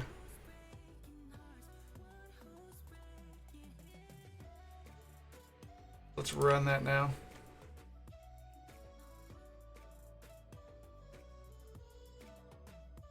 And I do game dev for a hobby, not to make money. Well, I do it as a hobby too, and you can do Unity for free without it. But I get the whole like the open source thing. That makes sense. If you want to contribute to it, I totally get that. I hate it too, but it's the world I live in. No, that's totally true. It's the world I live in. I feel you. And to be honest, I'm implementing ALM is easier than saying I'm migrating a monolithic SVN repo and legacy Perl. Whoa, Perl, nice. One of the first things I learned. Legacy Perl build server into micro repos, Nugget packages, and Azure DevOps pipelines. Just rolls off the tongue, you know. That's true. I do game dev too. Not any for ages. I burned out a bit. Yeah, I kind of burned out a bit too. Like that, when you're not like a professional at it, it's like you hit a wall. I don't know. I guess it'd be if like someone wants to do like, I want to do DevOps stuff, and then they're like, what do I do? And it's like, oh, how do I use like Puppet or Chef or Ansible? And then you get to it and you figure out like a problem, and you're like, okay, now I've made all the users managed. Now how do I do like the groups? And then I could see how people would burn out of that. So maybe it's the same thing, since this is not our core competencies. See, core competency. Huh? I got this. See? Oh, GoDaddy. Yeah. But thanks for hanging out. I appreciate you guys. I hope glad you're having a good day, Bilar. Problem is I have is finding out how one is supposed to generate stuff like ones in the smooth looking terrain. The way that we did the biome generation was you kind of do it in layers. Like if you think of like Dwarf Fortress, how it generates its terrain, it does it in layers too. It's like, oh, we do the first pass and then we like run an erosion routine on it, or we run different routines. So you'd have to run like a flat terrain. You'd make all your random terrain. And it's based on if it's doing like biomes, it's probably based on like a Minecrafty style of like height. Like if the height is this level to this level, these are your biomes that you could do, and then it'll have some sort of Perlin noise module that'll make it like pseudo random looking terrain that looks like interesting. I can do like a talk on it if you want sometime.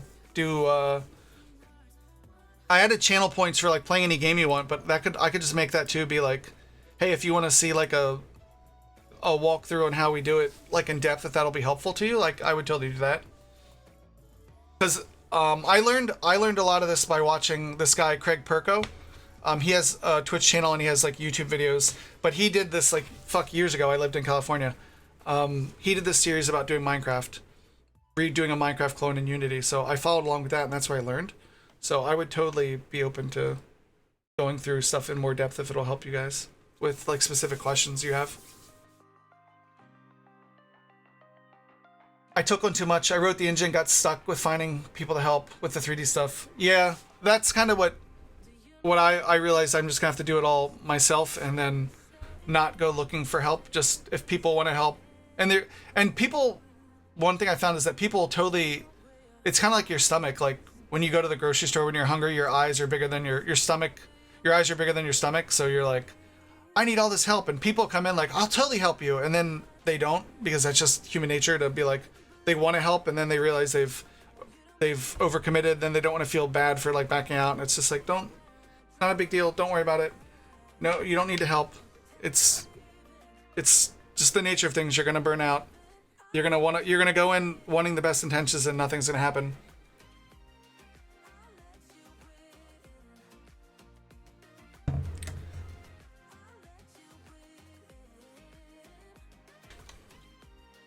The way we do it is we use this thing called Get Theoretical Brick.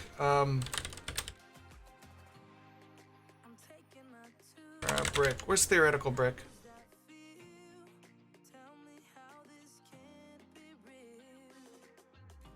Get Theoretical Brick. Or Theoretical Byte. So then we come in here with we pass in a position, and then we use some random values here. Then we go to Get Theoretical Byte, and then we do things like, and you can put as many values as you want to determine like how how many things are gonna determine what brick you get out. So we pass in like, for us, we pass in like moisture and rockiness, a mountain value and a blob value, and then we say let's get the ideal biome based on the moisture and rockiness, and then we've got, oh, and let me show it to you. Let me pull up the biome system, which you whatever you have there probably has something similar. At least I can't think of a better way to do it off the top of my head. Where is it? Is it probably under Game Manager? There we are. So the Game Manager should have the world. Or no, maybe the main camera has the world. Oh, the world's right here. So once we run it, we'll see this populate. It's going to be super slow because it's going to populate all this data, but we'll see like the current world, how it's created and everything. Oh, we've got data structures that let us say, well, actually I have a scriptable object for this shit. That's what it is. Because right now I've only got in here a couple of biomes. Mountains and lakes, and then you can see like the attributes underneath of those, like where they're set at. Like mountain would be above a height of 2 and above a blob of this, and that's how you generate that. But let me see, there should be a scriptable object that I've got for the world.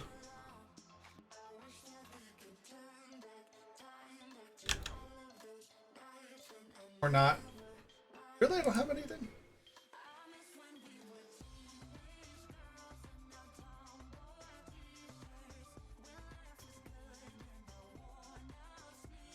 I've got to have a scriptable object somewhere.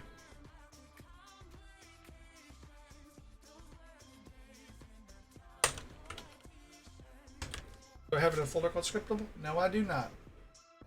Well, fuck, where did I store everything? Current world.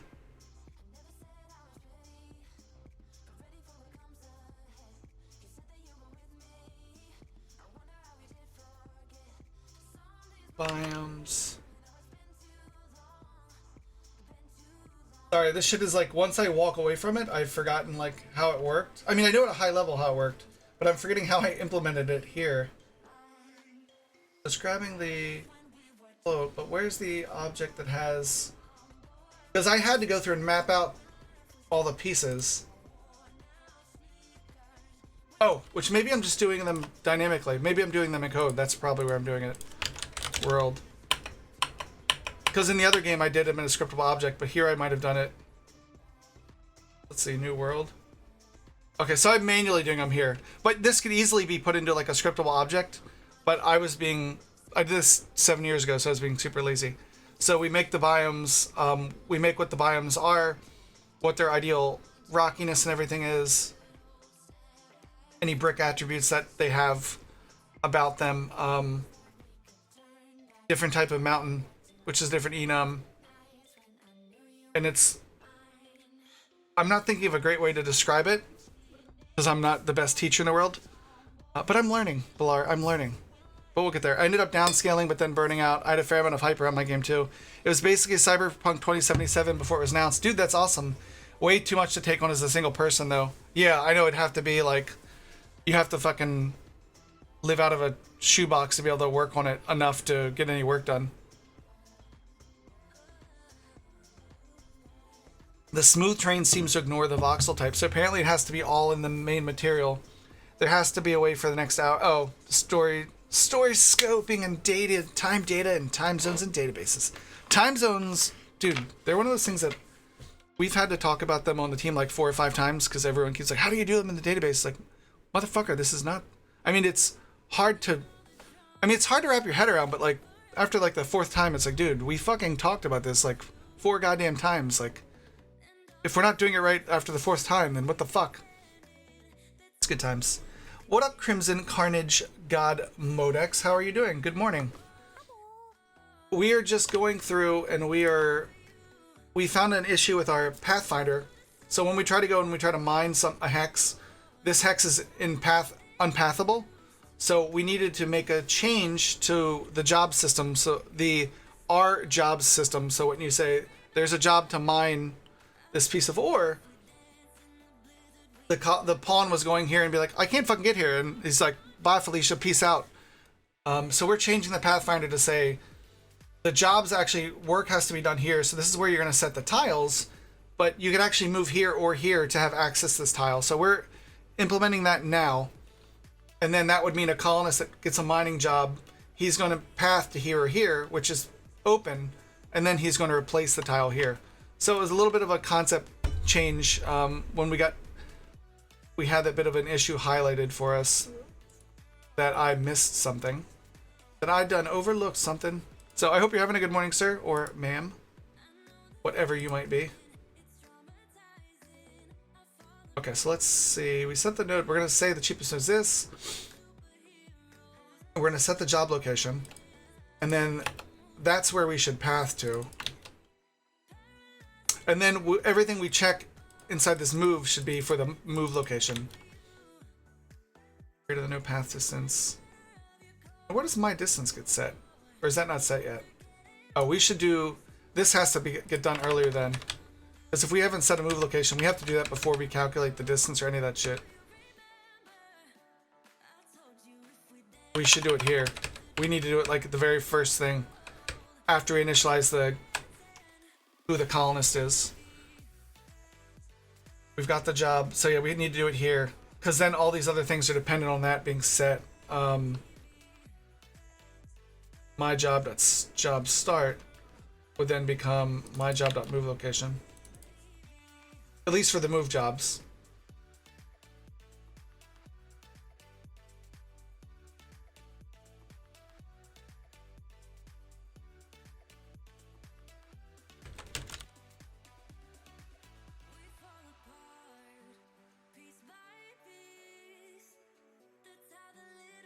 Yeah, that's where you think you're going. And you're right to be doing that here.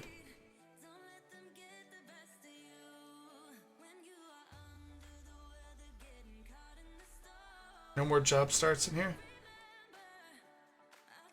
Okay.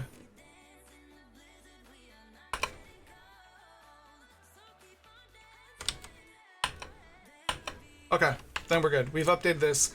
This should totally now set the job move location. When we go to mine that corner hex, the colonist should move to one side or the other. There's probably still some changes we need to make, but let's suss this out and see how it works.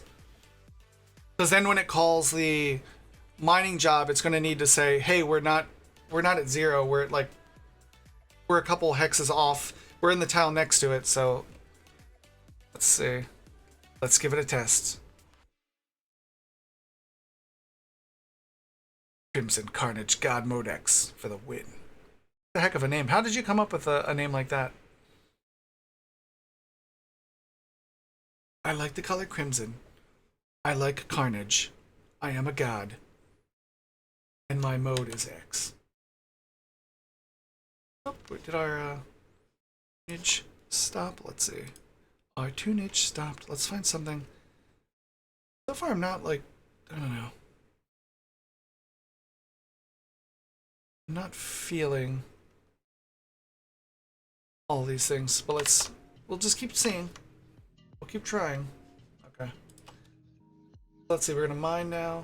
Mine here. So is she gonna move to the tree or this guy? Perfect. Okay, so now the job is like, hey, we're not fucking ready, bro. Okay, so that's good. So now we can change. So if we look, it moved to the right spot, and then go mine to, let's see. Here's where she's moving to the job. Cheapest node is this. Okay, so did grab the cheapest node.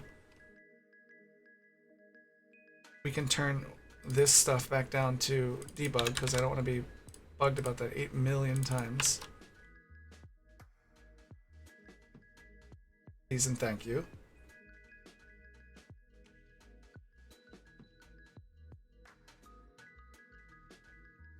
Once will be enough.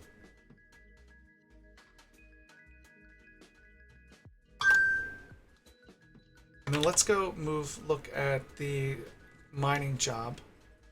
We'll probably have to refactor all the jobs. Let's see. Look at the mining job.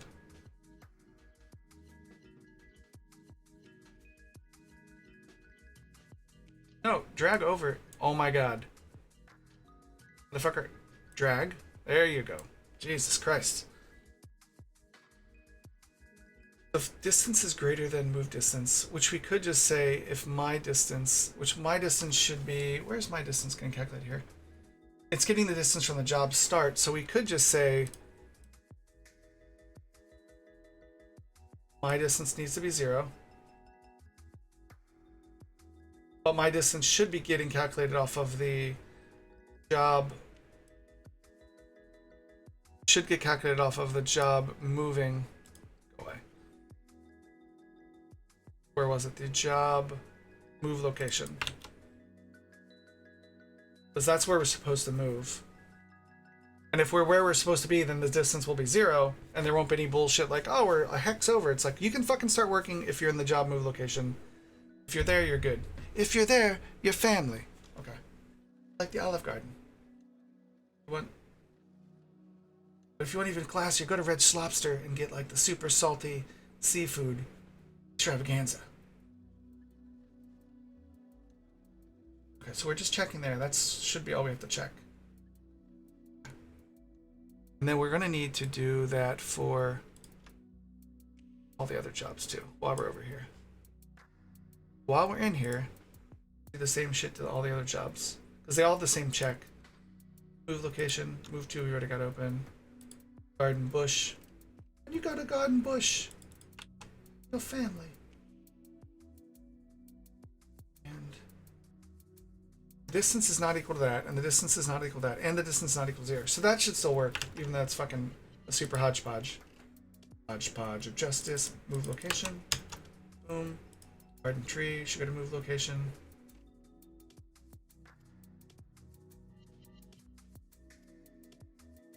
Why the fuck are you checking twice in here, motherfucker? Why are you checking in here? What are you doing? Why are you the way you are? You should give 0 shits about that. Inside of there. You're doing it in here too? Oh my goodness, what is wrong with all you people? Like if they somehow have the job. That's weird. This is gonna fuck us over one day, and I should fix it now, but we'll do it later. Like I put it there for a reason, and I've learned, you know, second guessing past biscuit is a problem. So I did things for a reason. So, and while this looks like, why the fuck am I doing this? I'm sure I did it for a reason. I'm sure I did it for a reason. I shot him for a reason, sir. What was that reason? It was a bad reason, but you know. It's all good. All the jobs done?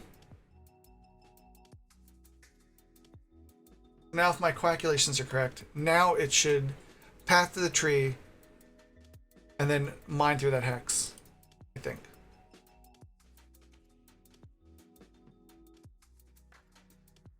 Let us see. Let us pray. What do you call a pirate with a blue top hat? I don't know what.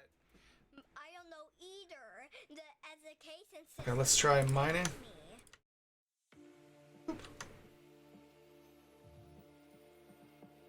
So he didn't start the fucking job now.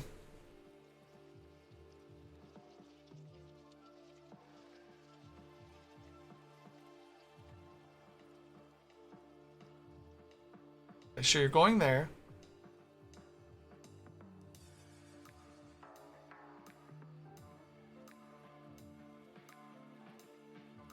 Moving is false because you're done the job.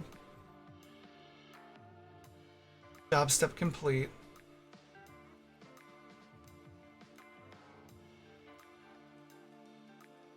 Actually, and this should be current step name, right?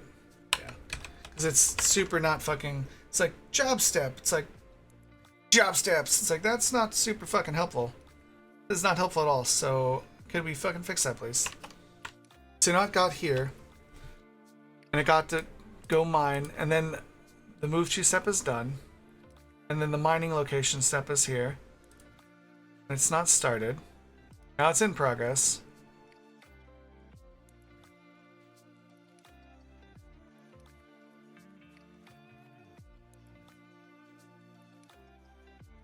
And she's supposed to be mining. Let's see what the job says. Is she mining at all?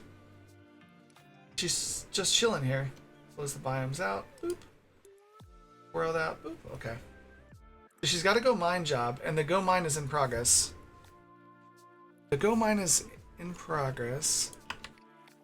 Let's see. Start mining. Let's see what the while loop says. These are both debugged. So I'm imagining if we set this to notice, they're just sitting there. It's like, I'm in danger. Okay, so it's going to say job move location while distance is not equal to 0. Let's look at the move over here.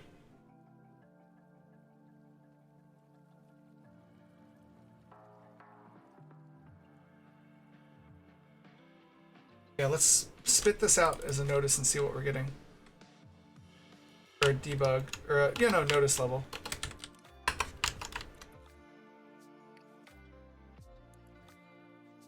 There's probably some weirdness we're missing. Let's see.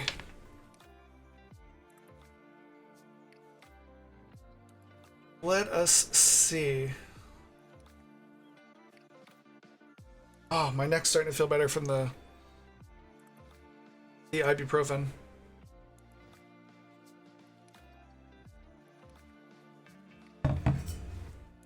Okay. Mine. Boop. Okay. The distance is 10. Hey, there's where that 10 comes in. It's like 10 is the distance next to. But what's it checking the distance from? My distance from 12,142 when we were moving to. We should actually spit out the. But we're checking my distance from job move location, right? Like that's where.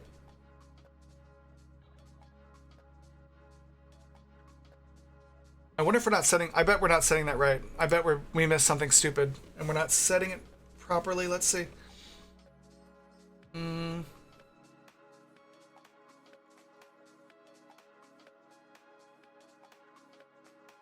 My job move location equals cheapest cost node.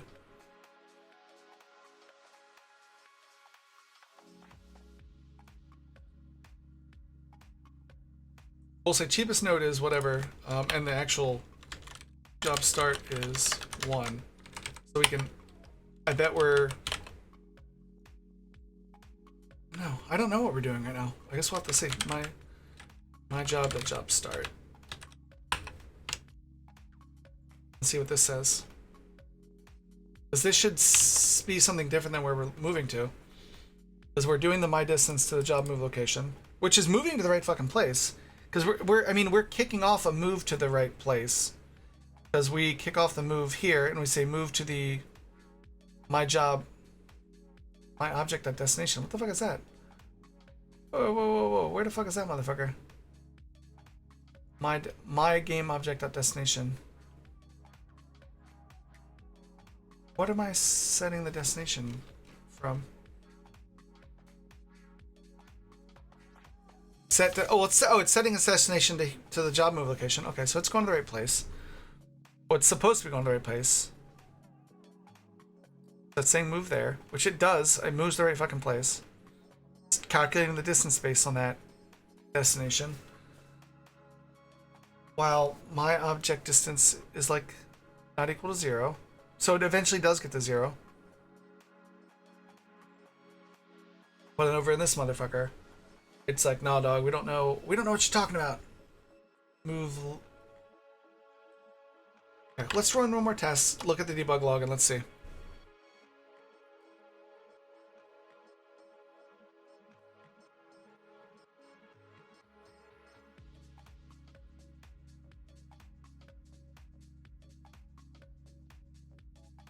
Let us see.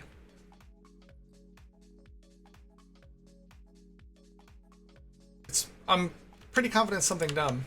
Of course. Totally. Hey. Boop.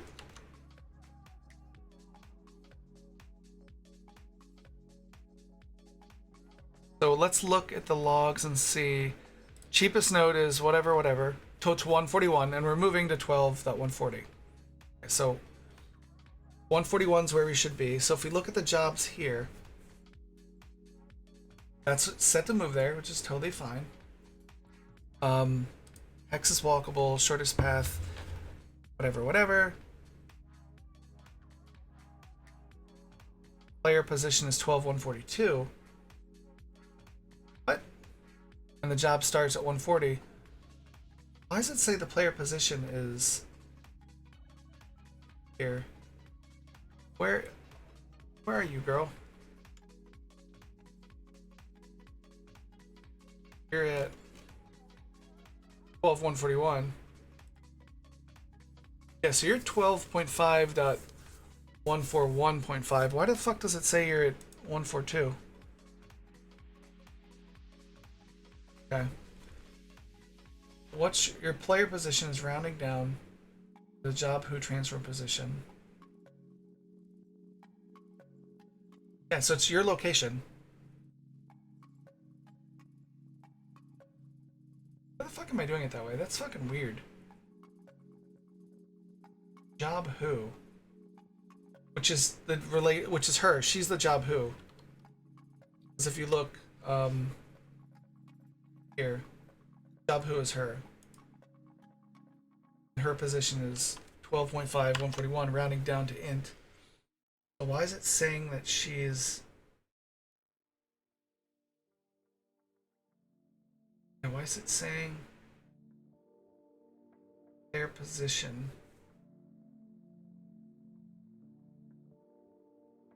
Why the fuck? Player position, not job who to transfer position.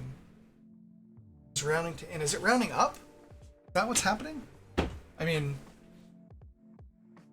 yeah. The other thing is, why are we doing that way? I mean, it has to be rounding up since it's 5. Hey, thanks for stopping by, DNI. I appreciate it. Have a good day, sir. Please come again. Why is that happening?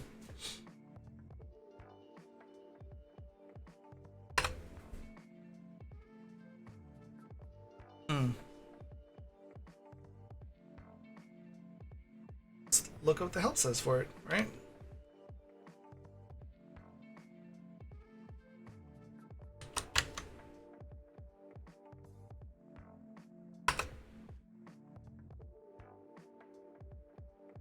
I thought we already tested this and realized it was rounding down, but it seems like it's fucking rounding up. Rounded to the nearest end. If the number ends in .5, so it's halfway between two integers, one of which is even and the other is odd. The even number... Oh, that's fucking retarded. That's totally fucking retarded. So it's just gonna... What? No, that... What the fuck? Who fucking... No. Who fucking did that? No, dog. It's only 0.5. When you really round, a 0.5 would round up. But in Unity, it rounds down depending on... Like... No, that's fucking stupid. Like, that is fucking dumb. Do not appreciate. Do not approve. No. There's probably a case why they did that way that I'm not thinking of. But on Lona's face, it's like, that's fucking dumb. What? So we want to round down. Oh, that's fucking... That could explain so many of the weird bugs we've got. Oh. Oh. Where I didn't... What? That doesn't make sense.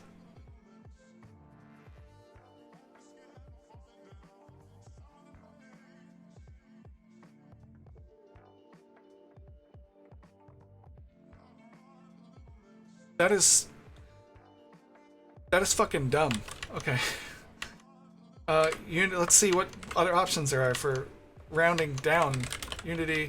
Actually, we could... I wonder if we cast it to an int, if it'll round down properly, or if it'll do that dumb shit where it rounds up.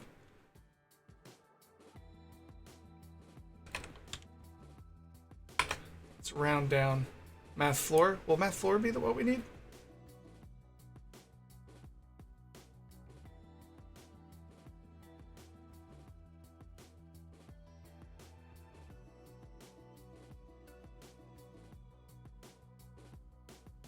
Okay, floor might be what we want. Let's see. Oh, what a fucking kick in the balls. Hey, math round it doesn't do what you think it does. Ta-da, motherfucker. It's like... Gross? Gross? Gross. Enchantments? Enchantments!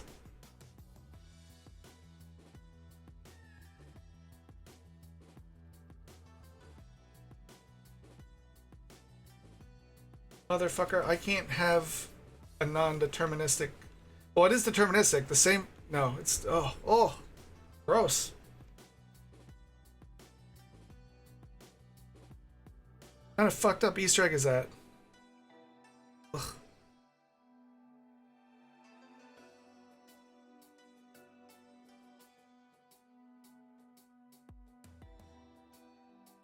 I can't have you returning shit one way for one number and another way for the other number? The fuck thought that was a good idea? What?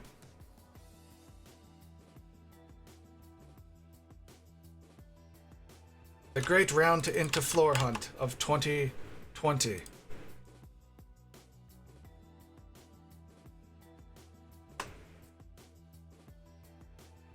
so many questions all around so many projects now that this years I've been thinking this thing did one thing and it does another.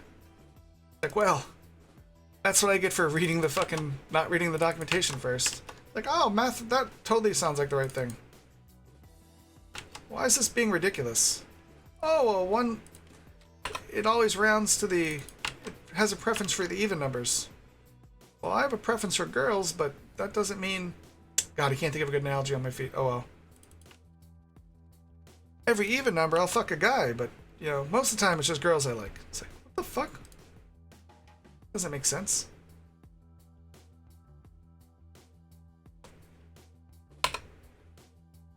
Round to int, it's like, well, if I'm drunk enough, it'll be a 12, but if I'm not drunk, it'll be an 11. No? I'm sure there's cases where it makes sense, but I can't think of them off the top of my head, so I'm just going to be salty about my stupidity. But it's my own fault. At the end of the day, I should have read. I should have read the documentation. It is my fault. My mistake.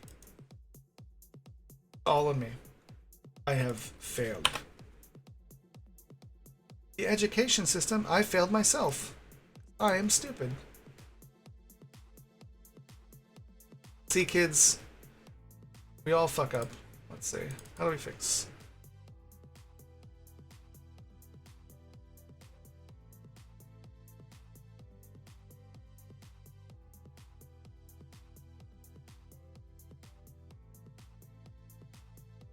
Get all these cleaned up.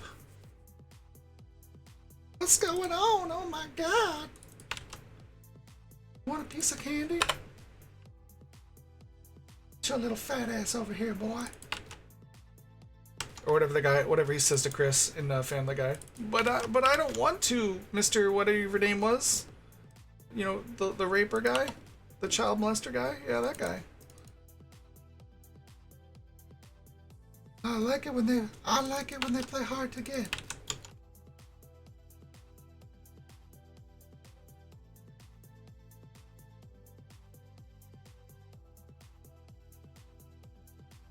I got a piece of candy in my pocket. Why don't you just reach on in there and grab it?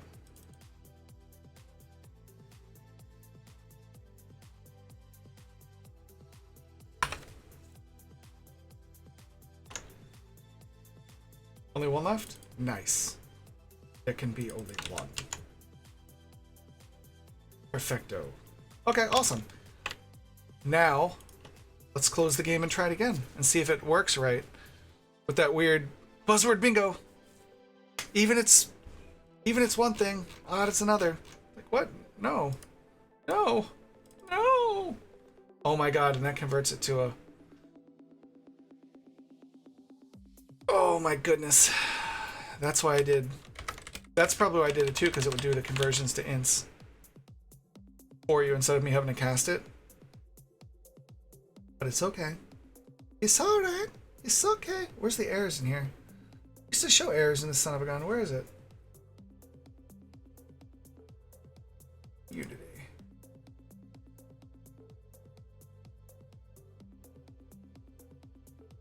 Where is the errors in project? That used to be, I updated to a newer version of Rider yesterday, so it has reset my look and feel. Now I just want to find the errors, sir. Because it used to be down here like, oh, errors. No.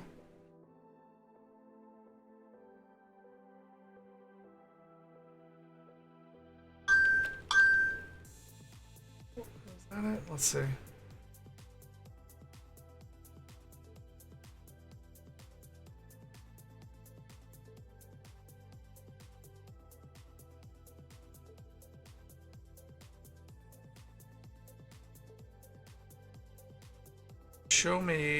Show me the errors, please.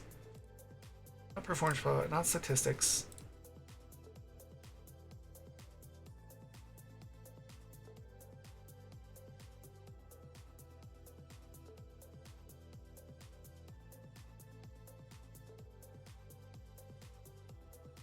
Window active tools. For Windows? Nope.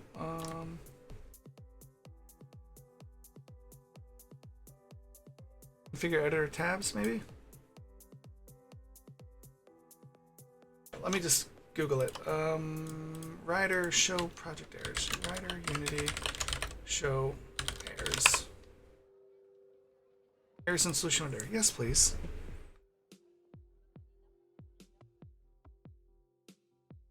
Tools window. Call to tools window.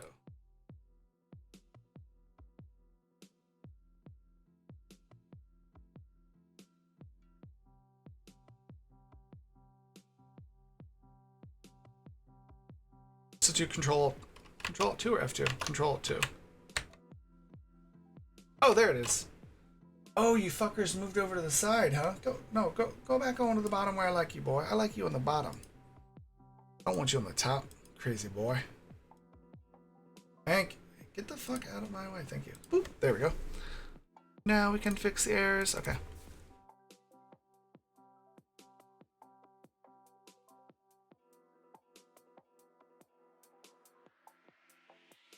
Oop.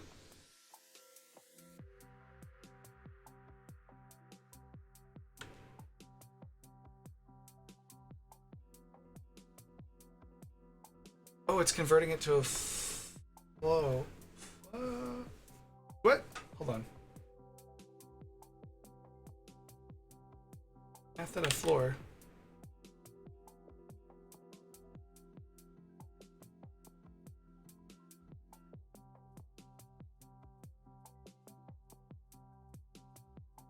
This returns an int.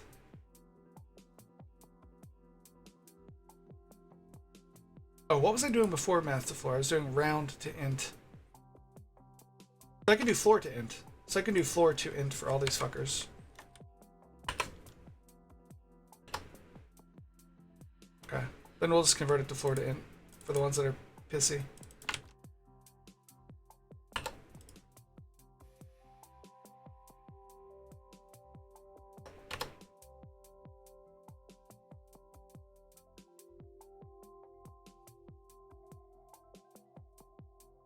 Floor to int is what we want.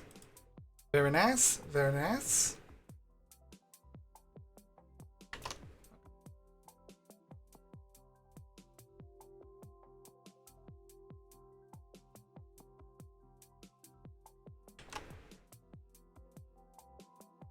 Hopefully nothing spectacular explodes, but it's always a possibility when you're coding without an int. Okay, let's try this again. Hopefully everything works. Hopefully the motherfucker will be like, hey, I'm in the right spot now. This explain... I've had an error. What an idiot I am. I've had this issue for a while where I'm like, why the fuck is this messing up? It doesn't make sense. And now it's like, oh, I'm calling something that just does like, this time I'll do it this way. This other time I'll do it another way. And it's like, why the fuck isn't this working? It's off by just a little. I don't understand. I don't understand, Bob. Well, you see, what the code's actually doing is it's fucking you. What the designers did is they just wanted to fuck people over who wouldn't read the documentation right, so just threw a little Easter egg in there for you. It's an Easter egg. That's all. Imagine if this was life or death. People would be dead right now because you are dumb. I am pretty dumb. Fuck to the yeah. Fuck to the yeah. But the motherfucker didn't like move to the middle of the thing, but that's cool. Okay. Now if we set all these fucking jobs, they should all start getting picked away like boom, boom, boom. Now they're just hung up. Okay, that's another bug to fix, but yeah, he's like, I'm right here, boss. Like, no, you're not. What are you trying to do? Because you don't got it. Let's see. Are any of these in progress? You're in progress, but your move to didn't get set because there was you had no path, right? So your shit just got. This is the other case we have to capture. Like when a job isn't quite ready to done, it can get reset.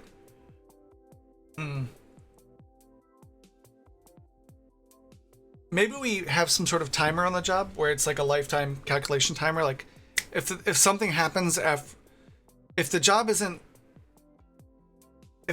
stuck in progress for a certain amount of time, like reset it. That's kind of like a hammy way to do it until we think of a better way to like more gracefully handle the fact that you know, if a job gets into a weird state, we need a way to kick it back to just reset it. Which isn't like the perfect solution would be to figure out what the fuck it is originally the first time. But until then, we can have a system that just like kind of comes along behind. It's like a little helper, like, oh, ignore this. This is fucked up. We'll fix it in a second. Like this job right here should get set back to like not started because it's not even assigned to anyone. So it was like it couldn't be in progress because nobody even has the job. Like this also was run by the job manager. Like it's in progress. Nobody should be working on any of this stuff. Oh, well, this step is in progress because the job isn't started yet. Okay, that makes sense. It's created, but are there any in progress jobs? Or like legitimately in progress? Created. Created is what happens before anyone gets to it. None of these are. So the colonists are just like in a wonky state. She's got this job, so she's working on. He's working on this one in progress.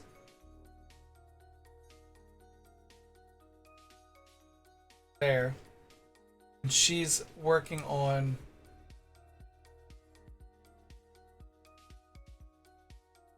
Jalal's working on 139. So she should be progress. So what's your step? Your step is done for the moving. Your go mining is in progress, and your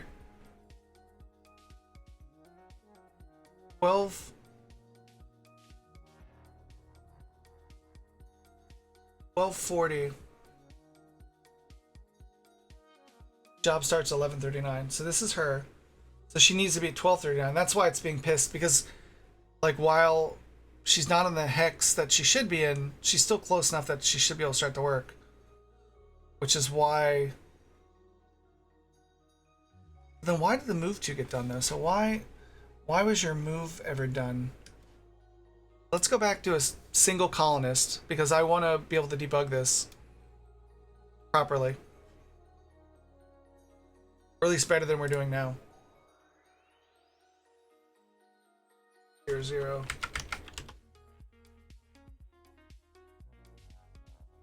Let's see what we get. Because I'm going to bet... We can test it, but I'm going to bet we don't have an issue with it.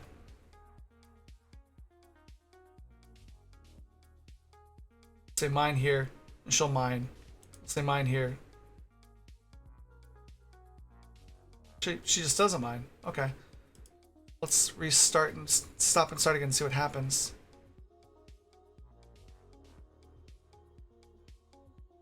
This is interesting. It's probably something dumb. I mean, it's totally something dumb.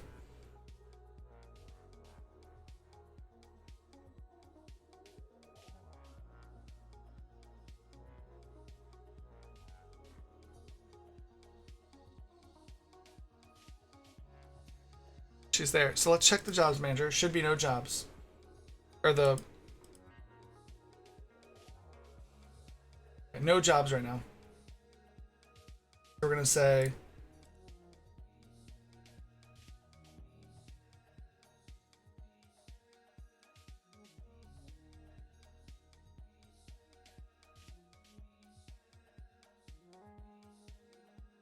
okay. The moving was done, so the moving wasn't done. So what in the French toast? So it was set. The moving job location was set right to 12.39, but you didn't move there. Why didn't you move there? Started job at 12:40.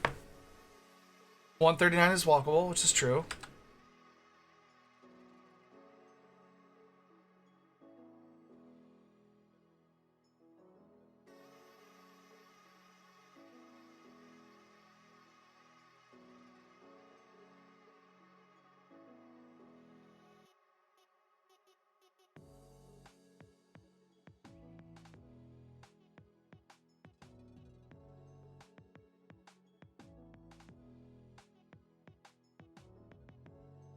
Claim job who, Kerman, job engine.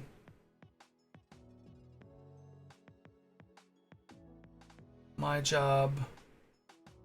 Mine. Job start. Blah blah. Job state claimed. Job who. Kimberly with this game engine, which we don't need. Why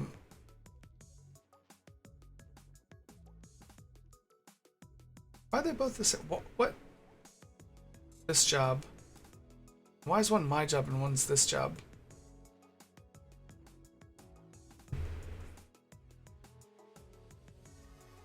Yeah, they're both the same, so you don't need it fucking 2 times. That's weird.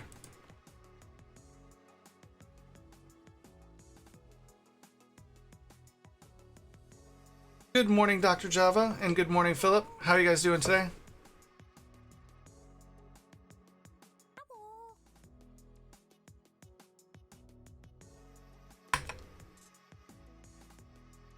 That should be a little less gross looking. So we got it here where the job starts at 12:40 and it's set to move to 12:39. And then she's set to Don't Mind is the job. I'm doing great. I'm making a new mini trailer for the Ludum Dare game because most people don't even make it to the boss. Oh, dude, that's awesome. You should totally keep expanding it. Like, shit, even Quill's taking his game and he's going to put it on the App Store. Which is like, dude, you should totally do that. You should totally push your game for that. Like, your game is really awesome. Like, your game and Groggy's game, like that, those games are cool. It is weird and I haven't beat it, but he's putting it on the game store. It's like, I have not found a way to beat that fucking game. So I just gave up. It's moving to, she's saying, going to the location. The cheapest note is $12.39. The job start is $12.40, correct? $12.39. X $13.39 is walkable. What the fuck are you talking about, Willis? What you talking about, girl? Come back over here, girl. What the fuck?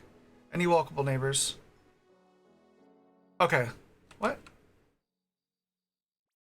What the fuck's $13.30? Where the fuck is $13.39 coming from, son? Why are you doing that?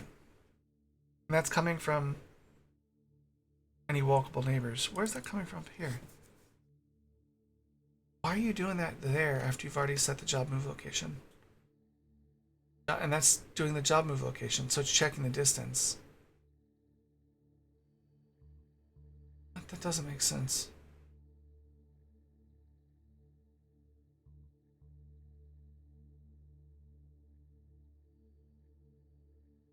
We don't need to know the walkable. We don't need to check walkable neighbors now because we already fucking checked that. So that check doesn't need to be here anymore. We don't need to check that anymore because we already fucking know that the motherfucker has walkable neighbors. We already fucking know that, buddy. At least I think we already know that. Maybe we don't. I don't fucking know. Okay. Short of the pass is $12.39, which is cool, but I still want to find out why it doesn't fucking work. Start $13.39 and go to $12.39. Is she in $13.39? Is that what you're saying? She's in $13.139. Okay, so she's in $13.39. And she's trying to go to $12.139, which is right here under the UI element that we can't see through. Stop and restart now. And it, also, if I put it on the game store, I want to redo art, like the trees and all should be pixel perfect. I wish I could get it to go viral. Well, the way you get it to go viral is by finishing doing it, though, right? Like, finish it and then get it out there.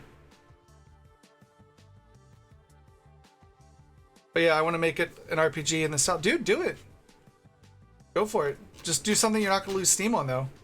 I'm excited. But use this as the base for art and story. Yeah, do it. You can do it, Dr. Java. You can do hard things.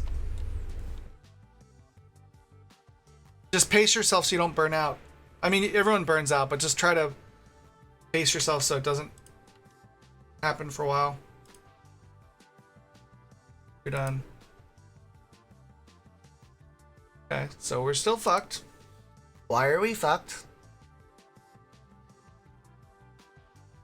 Well, given the situation, I only work 2 or 3 days a week anymore. Oh, or did you get like furloughed? Like, are you getting your salary cut? Yeah, today's a board meeting for us, so we're gonna find out what fun things are gonna happen to us, or if we're gonna make it through. We'll see. Maybe it'll be I'm a full-time streamer now, but that's not gonna pay the bills, so I can't fucking be a full-time streamer. Like, I could be a full-time streamer and not be able to feed my kids. That's gonna be great. But no, we'll see.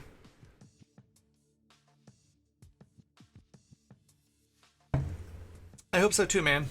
I hope it's hard times for all of us, so I hope it gets sorted.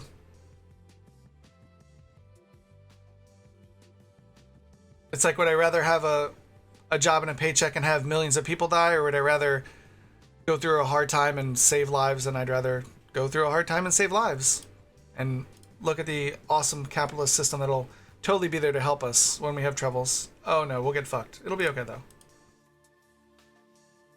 I should have just saved more and pulled myself up by my bootstraps and done a better job. You know, like those giant corporations that are needing handouts now because they apparently don't know how to save for a rainy day either.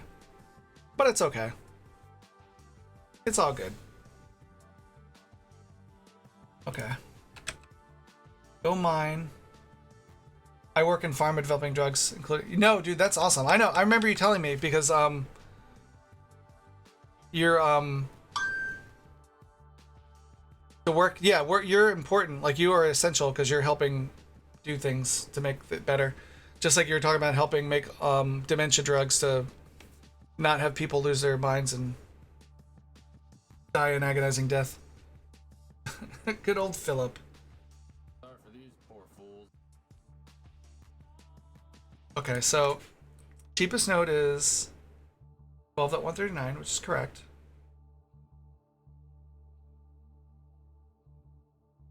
One thing I also noticed, she's not being transported to the center of the hex like she should be. That's how it's supposed to work. She's in 13.139. It starts in 11, and then the move location is 12, so she's in 13. Just barely in 13. Did someone say drugs? Philip loves drugs.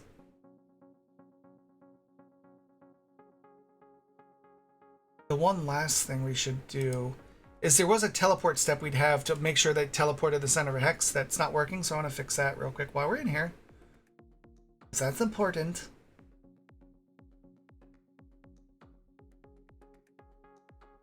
And that might actually fix the math too, because it's rounding, so if you're on the edge of the cell, it's not going to work quite as right. So it could be that she's not teleporting properly, so let's figure that out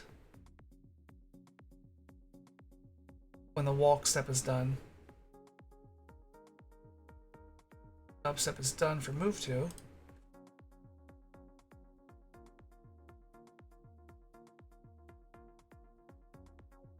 Close out of here. Let's look at the move to.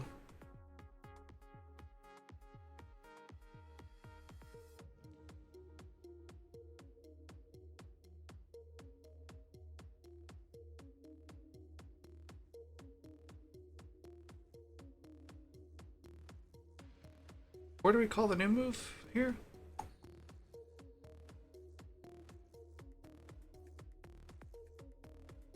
Oh, right here. Okay.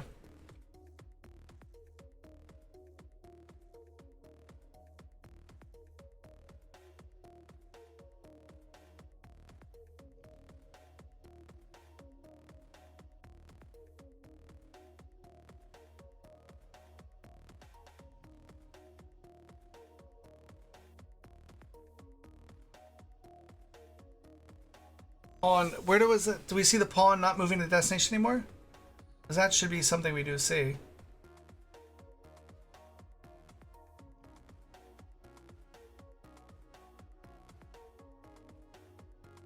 We should see pawn moving to destination true.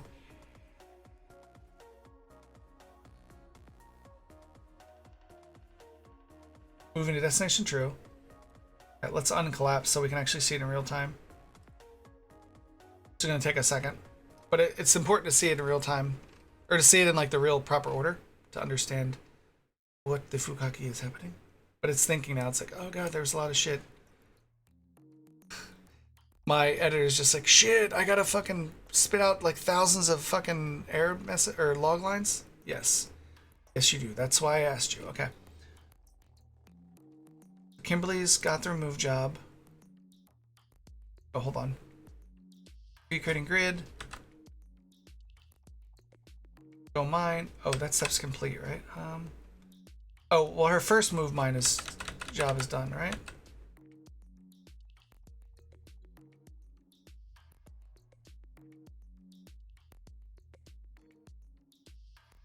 Here. We create the job.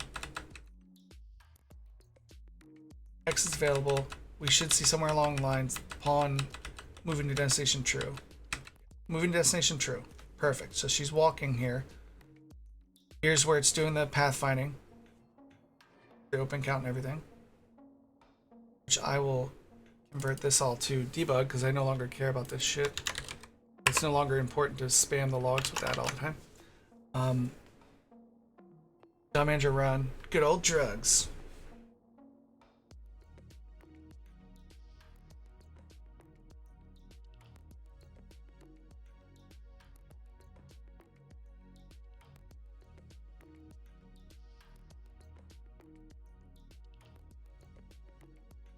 What, boss? It's just like, no, we're done. We're done showing the console log. We're just gonna lock up now. Really? Really? But, boss.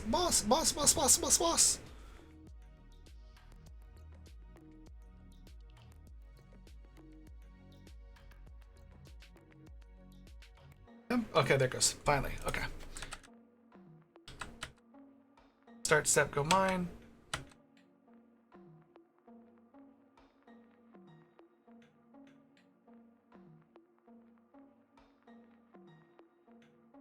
The move to step is done. Is it done? Can't be done. Because go mine. Location. Step name is, oh, it's in the move to step. Okay. Go mine. Steps. 2 steps. Job state's not started. So we start the move here. No, she actually started the mining. Okay. Then where did her move get... Moving to destination is true. So she never got fucking... It never, like, properly finished off her fucking move then. It just converted her over. Well, that's not cool. Yeah, well, that's not cool at all then.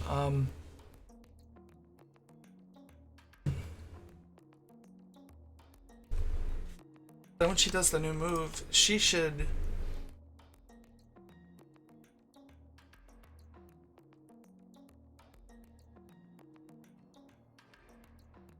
When she gets moved, runs new move calls the request path. On the request path, it calls on path found. We do on path found. We path shit. Fine. Then we follow the path.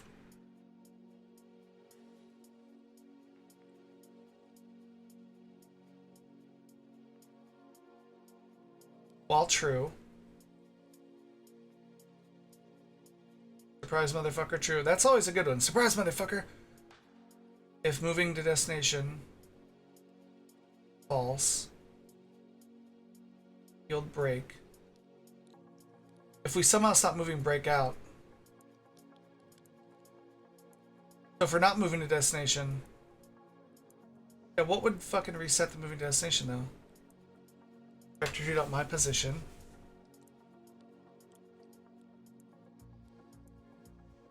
Current waypoints. Move towards. Oh god, foreign media is dense. What do you mean, Dr. Java?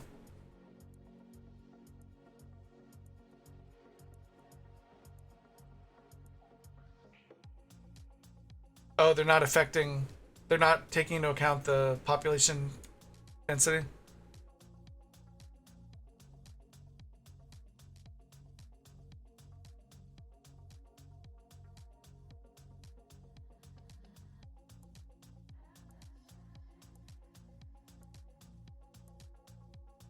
It's because we only the ones that report the casualties from retirement homes. Yeah, you guys are being the most transparent. Not hiding numbers. You're being the most transparent, Dr. Java, and that's what matters.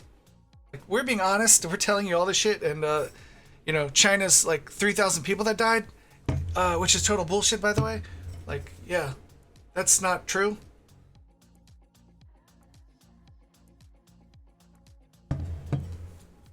Belgium is being honest. Everyone else is being poop fuckers. Poop fuckers. Don't tell that to Philip. He likes that kind of stuff, you know. So I'm thinking we might have an option to improve something here. We're moving towards the position. We're going to the target.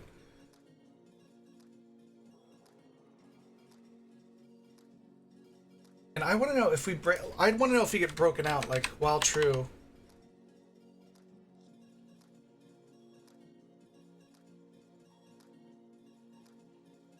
Moving object. Surprise motherfuckers. Moving to desk stopped. Moving to desk. Moving to the desk stopped.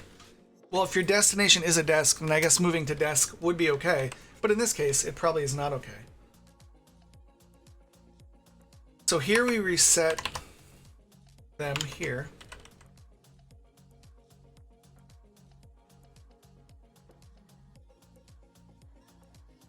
Let's just check it like this.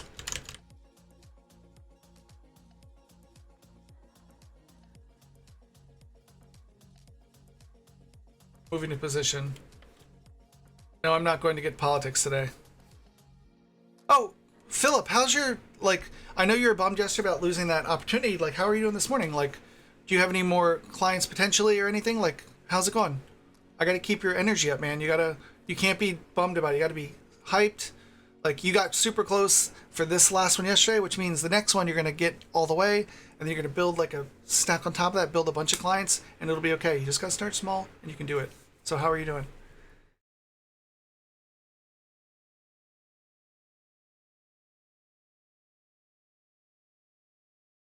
I know, man. Hang in there, dude. It gets better. It'll get better. You can do it. Like, you're taking a big gamble going out on your own and striking off into your own thing. You can do it. Hop out of bed, make some coffee. The life of the gods, and you will be okay. You will be okay. It will be okay. Just keep putting one foot in front of the other. You can do this. I don't necessarily like how... I don't know. Let's keep trying. Okay. So transfer position here, we're moving the person. Current waypoint. If the position equals the current waypoint, then we set moving to destination equals to false. We reached our destination. Totally say that.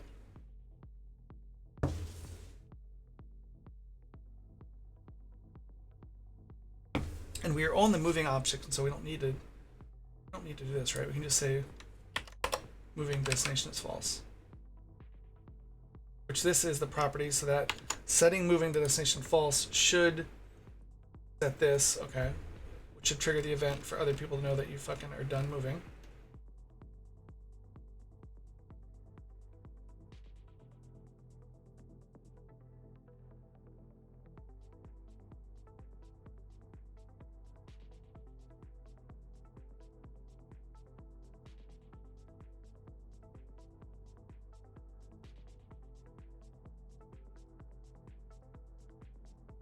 And then this will set our transform to the going to.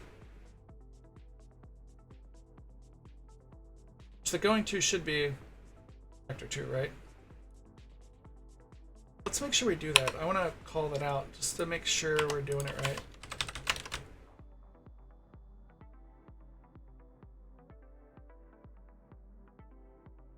Follow path. Destination reached. Position set to going to. And I want it to be noticed because I'd like to fucking see when this fucker gets here. Please and thank you. Please and thank you, motherfucker.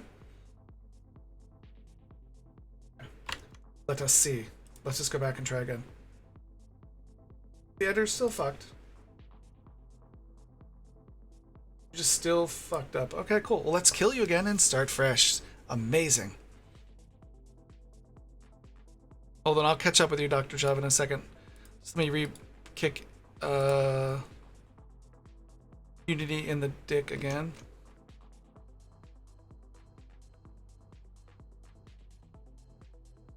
Did I already kill Unity? Okay, I did. Let's restart Unity. Boop. Yeah, coffee. Vaccines are made up. Can we give these people polio for a few years? Like, don't protect their kids and watch them suffer. I'm pretty sure their opinion will change. You know what I mean?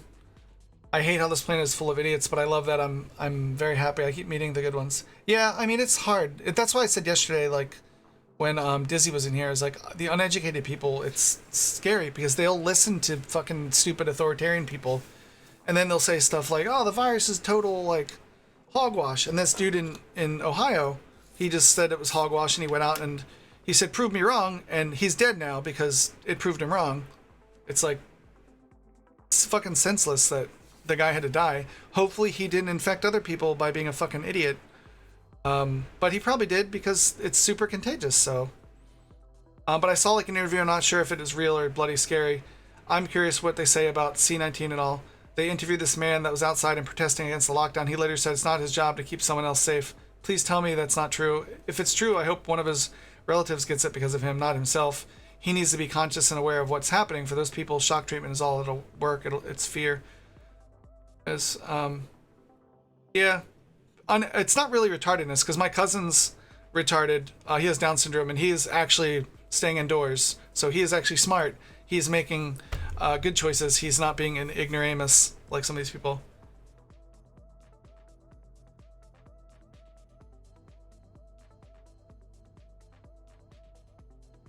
Yeah, that girl's also dumb. Like, girl, you're a dumb girl. Yeah, some of the people, like I said, I don't know how they don't drown when they look up and it's raining, and they're like at their mouth open. They just, how do you not drown when you look up? Because you apparently are pretty stupid. But it's funny, these are the same kind of people that like label themselves like, we're individualists and we're rugged and we can take care of the things by ourselves, but you make them have to have a little isolation from everyone else. And I can't get a haircut. I can't, like, oh, this is hogwash. It's like, dude, are you fucking serious? Your big, strong, manly, fucking big, strong manliness. It's all that it takes to break that rugged individual spirit, is just having to stay away from people for a little bit. It's like, dude, get the fuck out of here. I mean, I get it, like the economy and all, like, ugh, the economy, but better than people dying, of course. Okay, she moved that right. She got teleported properly. Nope, she's still fucking halfway. Okay, so let's see. Let's fix that problem first. Okay. Surprise motherfucker, moving to destination stopped. Okay. So she got bounced out of there. Why did she get bounced out of there? Because we never got the job's done message. Moving to object path position set to whatever got false, because she got busted out. Okay, so this break got triggered.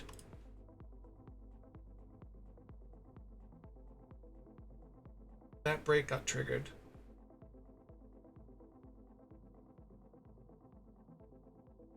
And it should only be triggered from...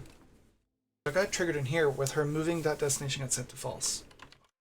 Where did that happen? Got set right here to false.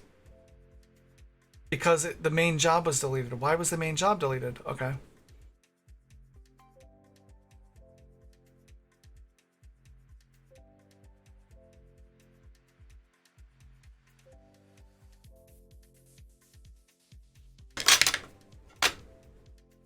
I mean, I say retard, and I know I should. One day retard will be just like the N-word in other words. I know that, and I'll be the old man that says it, and I'm just a racist. But I'm not. Like, there's no ill will towards anyone that has Down syndrome. There's probably better words I can use. It's just what I've said, and I don't mean any offense by it.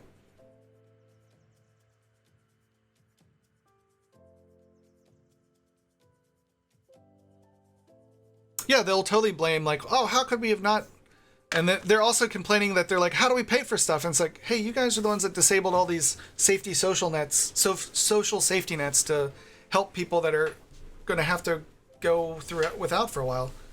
And it's like, it's anti-American in their eyes to need help from anyone. The way it was described to me as a kid, which I think fits pretty well, is like if you're doing a race, if you're racing with someone, if you're doing a big race, one person falls down, a Republican will throw sand in your face and kick you so you can't get up and compete, and then he'll run on, and a Democrat will stop and help you up and pull you along because he or she knows, like, hey, I could have just as easily fallen. Let me help him up. And I'm not necessarily a Democrat. I consider myself an independent. Like, I've voted for Republican people before, but I'll never fucking vote for these fucking criminals again. Like, they've elected a dictator. They've taken away women's reproductive rights. They're being blatantly fucking corrupt. They should all be in jail. Like, they're spineless. They won't stand up to... This is why you need term limits, because, like... And that, to applaud, like, Newt Gingrich, they tried to put term limits in. That would have been great, because then these people in Congress wouldn't have, like, a job for life. They would have to be like, hey, I'm going to be here for 8 years, for 12 years.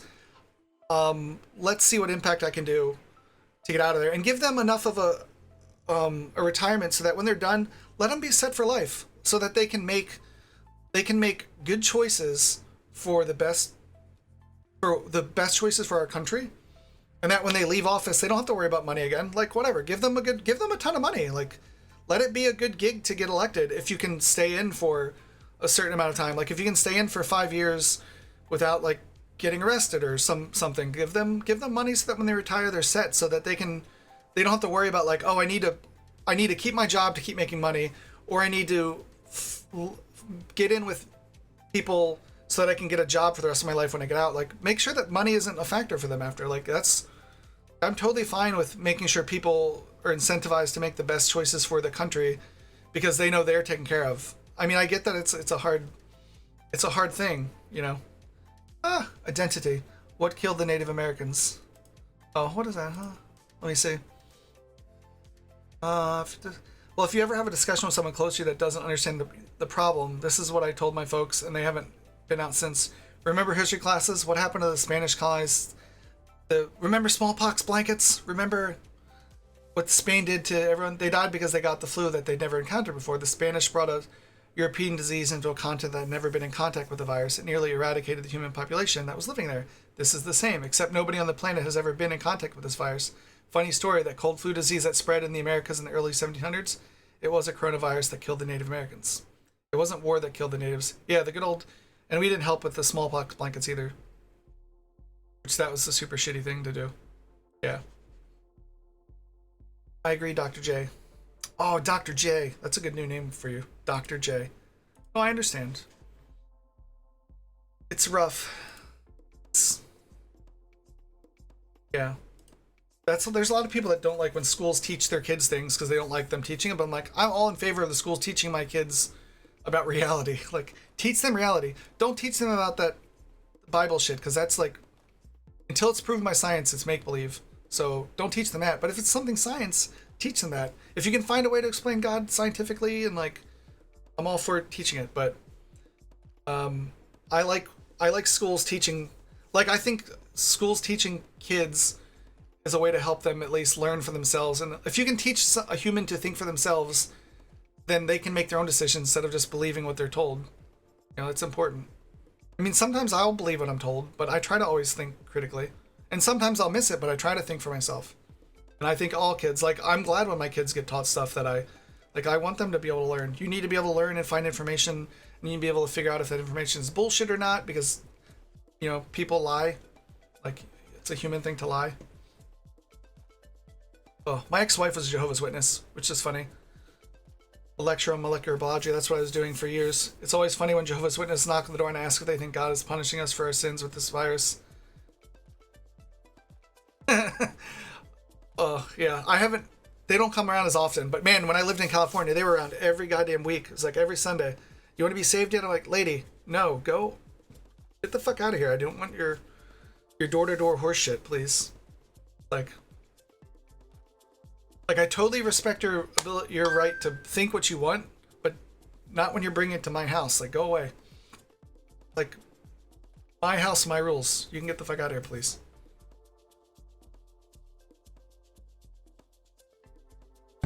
Are they still going door to door? Oh, good lord. Okay.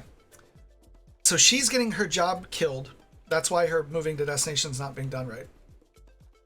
So let's see. She removed the go mining job main true because she got it done. But the job was done, but why did the job trigger? Why did her move not finish before the job got triggered? Let's see.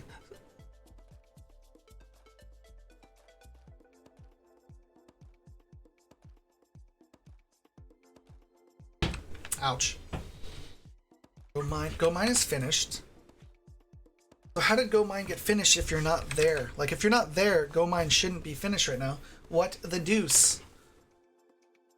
Go mine's not. Good morning, everyone. By the way, we're debugging. We're having a little politics chat right now. Sorry if you don't like it. Say, hey, shut the fuck up about politics and stuff. But I hope you're staying home and staying safe for one. But we're working on a RimWorld clone right now. I called it a clone, but it was inspired.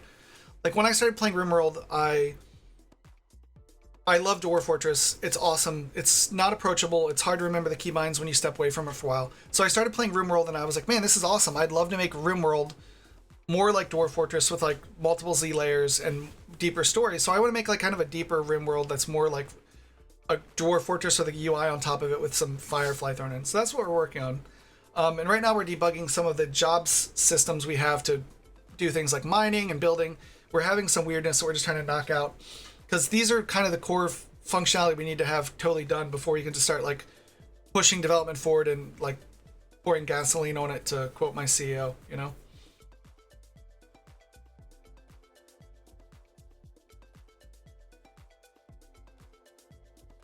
No, I understand Java. I mean, I get it. It's when I was in school when I was a kid, I had to in debate. We had a debate section of history. So the thing was the needs of the many versus the needs of the few, and I actually got assigned the needs of the many. So I like talked about like how the needs of the many will always outweigh the needs of the few, where the people that were it was a very interesting topic, and it was things like that, like certain kind of testing, you know, like for me, if I'm like I will. Like, I've donated bone marrow twice, and I signed up for, like, it's considered in the States here, hey, thank you for the follower, Fletcher Gross, welcome to the Biscuit Brigade. So I've donated bone marrow twice, like once to a French lady that I don't know, and once to a kid that's my son's age in Norway or Finland or something. Since both of them are in the EU, like, I don't know if they lived or died, so I just assumed that they lived. But they had to, in the States here, that's considered, it's still considered, like, experimental, so I had to sign all of these, things so that I could have this experimental procedure done on me, and they're going to watch me for like 10 years for each time.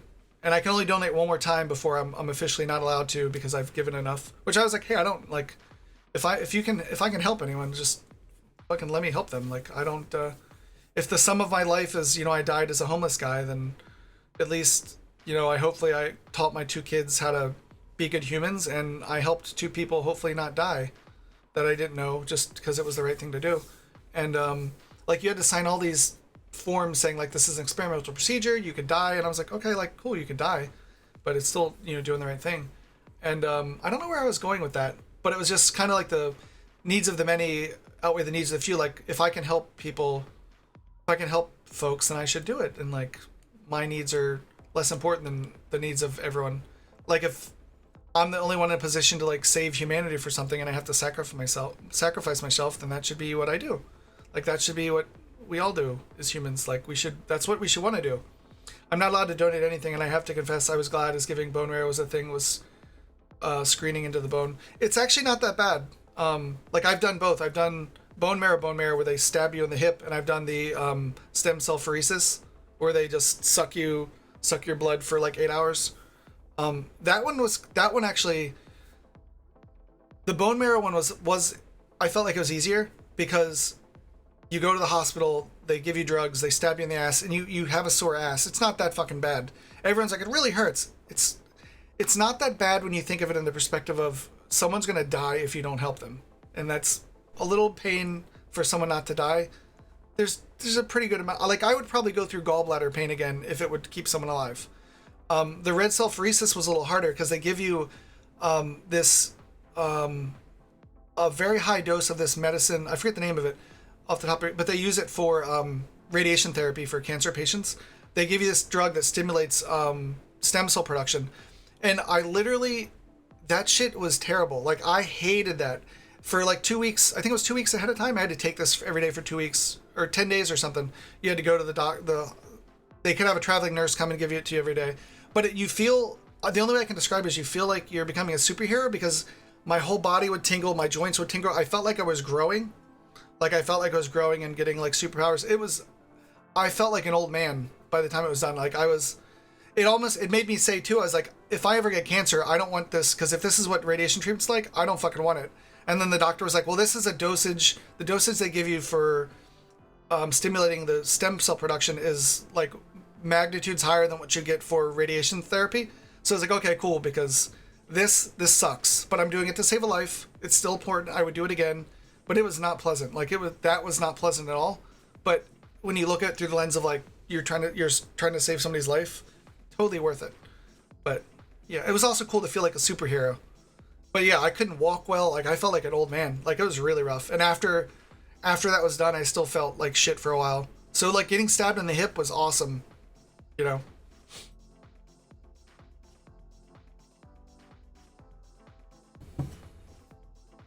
Yeah, I know. I was growing my stem cells. But it's weird. That's the only way I could describe it. Like, you felt tingly. Like, it was really weird. But through the lens of saving someone's life, I don't think there'd be. I don't know. My wife won't do it either, and I try hard not to judge her. I mean, she's allowed to think what she thinks, but I know I'm a weirdo who. I know caring about other people is weird. And trying to, I don't know, it's just the way I was raised. Hopefully, okay, let's focus on this movement stuff, because we have an hour left, and I'd like to make some progress on that. Yeah, you should sign up for bone marrow treatment if you can. It hurts a little bit, but being able to save someone's life is like one of the best feelings you'll ever feel in your whole entire life. Hands down. I got a printed guide to register me online for unemployment. Well, not everyone's as smart as you with technical stuff, Philip. So some people like might not know to do it. Like, some older people might not know.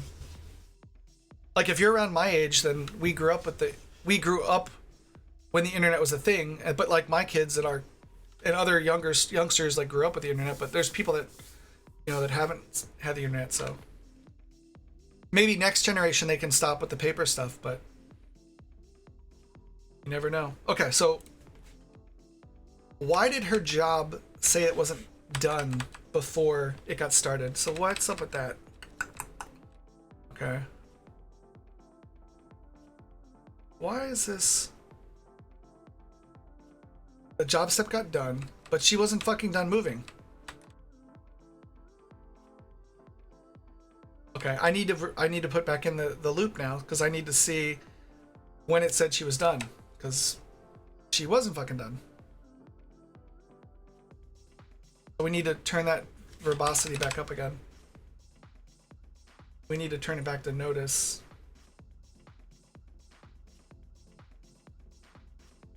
Yeah, we need to see where it craps out for her. Because it seems, so what should happen is,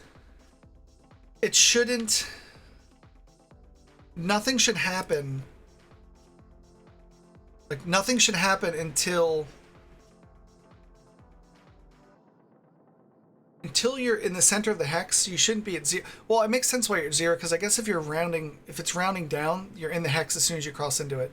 So if that's the case, then we should just automatically teleport the player, the pawn, a little bit further. So that kind of makes sense, because it's just saying it's going by rounding down, so it's not using float level. So that's why as soon as she crosses that threshold, it's like, oh, you're done, job's done, but it's not. And if it is, then we still need to teleport you to the center of the hex, because it fucks up. All the pathfinding is based on being in the center of the hex and not being on like the edge. You have to be in the center of it. They sent me printed screenshots of their homepage. Hey, Philip, it's okay, man. Don't be a hater. Don't hate the player, hate the game. Okay. So that's what's happening. We know that she's getting it set there when she crosses into the threshold. So then it's saying job done. Boy, oh boy. Boy. Boy, oh boy. So that we need to set moving destination true, move to. Job is done because she's been moving. She's like, I'm here now. I'm in the hex, baby. I'm in the hex, girl. So what we could do for the move to, because the move to is kind of a special job. It's a magic job. It's a happy little job that does happy little things. So what we could do when we get kicked out of here, like when we fall through here and it says the job is done, like just fucking teleport the person. Let's teleport them.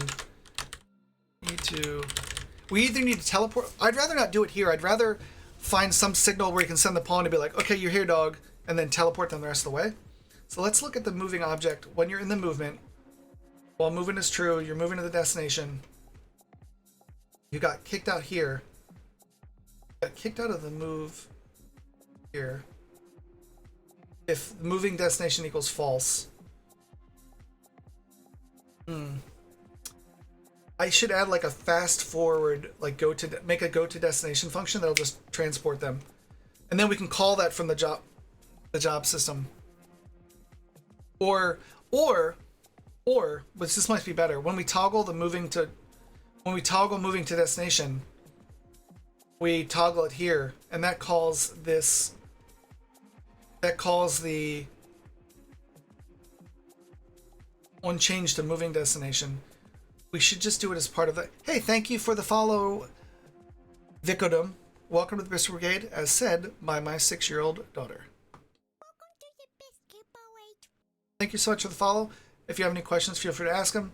I appreciate the follow. I appreciate you guys hanging out. I'm here every day at the same time. On the weekends, I stream a little bit longer, but I'm putting in like a 40-hour a week streaming, making this game, and I'll probably try to find time to play games again. So if there's any games you want to see me play, you let me know. But I've been playing like Bannerlord, and I had been playing Tarkov for a while, but then I stopped. But if you have any suggestions, you let me know. Okay, so we could do, when we toggle moving to destination, just set the cat at the door, like pulling at it like a little asshole. Damn cats.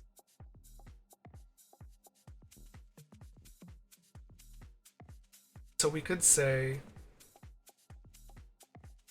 I just toggling, this way is easy, like, oh, we're just toggling it, but we need different logic. Like if moving to destination equals true, if it's equal to true now, then we set it to, moving destination equal to false, is equal to false. And here's why. And I know there's cleaner ways to do it. I fucking know there's shorthand ways to do it. For some reason, my brain doesn't fucking grok it. I know, I'm weird. Super fucking weird. So if you're doing moving destination true, so if you're going from true to false, what we want to do is we want to teleport you, send them right to the position they're at, like center them, fuck no, because we don't know if they're done, but we do want, when they stop, we want to center them in the hex. We don't want them to be at a weird offset, so we'd like them to be, maybe we can set the position, because when they're moving, they're in a float, so they could be in some up to 0.5 more or less than it's plus the hexes are offset by like 0.5 F per. Hey, I love Bannerlord, Fletcher. I will do some more Bannerlord again then, because it is a super fucking fun game, and I haven't played it in like a week, so I'm sure there's been a ton of fucking patches that made it less that fixed some of the things that were annoying. So what we could do is we could just say set their destination to the local hex they're in. So let's see if we already have a function for that. We might. Yeah, this fucking song keeps making me think the fucking cats are at the door. No bueno. No fucking bueno. Okay. One path change, move unit. I just want to make like a put or set position to be just like where you are right now at any given time. So then we'll say, doesn't need to be public. Public set, or not public, set position. Set the column, set the pawn to. So we'll basically just do floor, so we'll round them down to the actual hex itself. Actually, we need to do it at 0.5, because 0.5 is the center. So we would need to center where they are and then do 0.5 to put them in the middle, visually in the middle. But that set the pawn to the center of whatever hex they're in. If they're not moving. So then we'll call it, so then we'll say, if moving destination equals false, set them to the center of the hex. And then we'll call set position on that guy. And then we'll say here, how do I teleport them down here? I just do transform that position, I think. So we'll do the same thing right here. Transform dot position equals going to. Okay, so we'll do transform dot position equals new vector 2, which will be transform dot position dot x, transform dot position y, and then we'll do a math f dot floor to int. No, we'll do a floor. This fucker.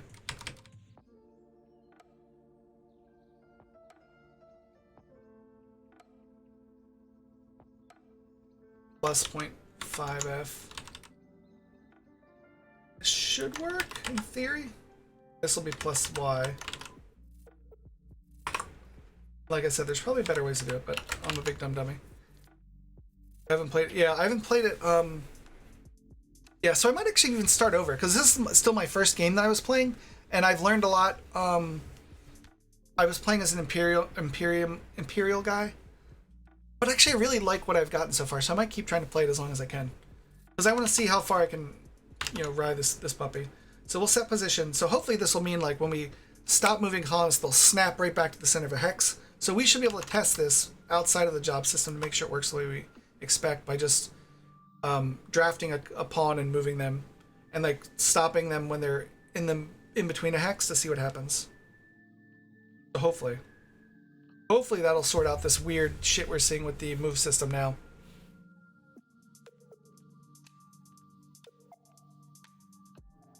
It's not weird shit, it's just things we have to take care of. Well, you know, Philip, new land and all.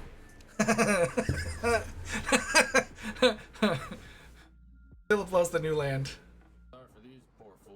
Send his little panzers to Poland. Okay, so let's see. Let's click on her, because we're gonna have her moving to Dest is right here. Where is it? There's her job. Just moving to Dest for her. Oh, now that it's a property, you don't see it here anymore. Okay.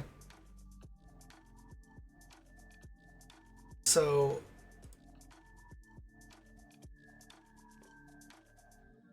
so we probably will have to do a job then.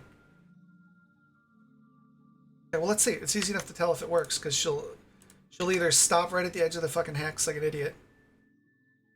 So she stopped at the edge of the hex like an idiot. God damn it. Our chancellor said it a few years ago. The internet is a new land for us. It's true. Where are you, Bilar? I don't remember. You're in Germany as well? Angela Merkel? The internet is a new land for all of us.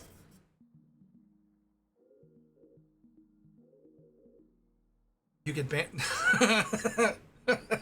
It's Philip GBBB, by the way. Okay, so it didn't fucking work. The fucking set position didn't do dick. Let's add a debug statement so we can see. Better. No better me to meet.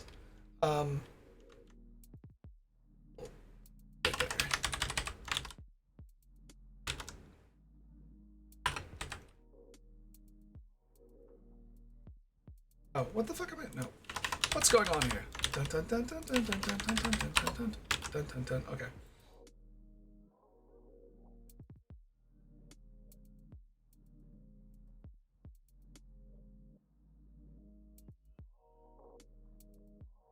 Job move to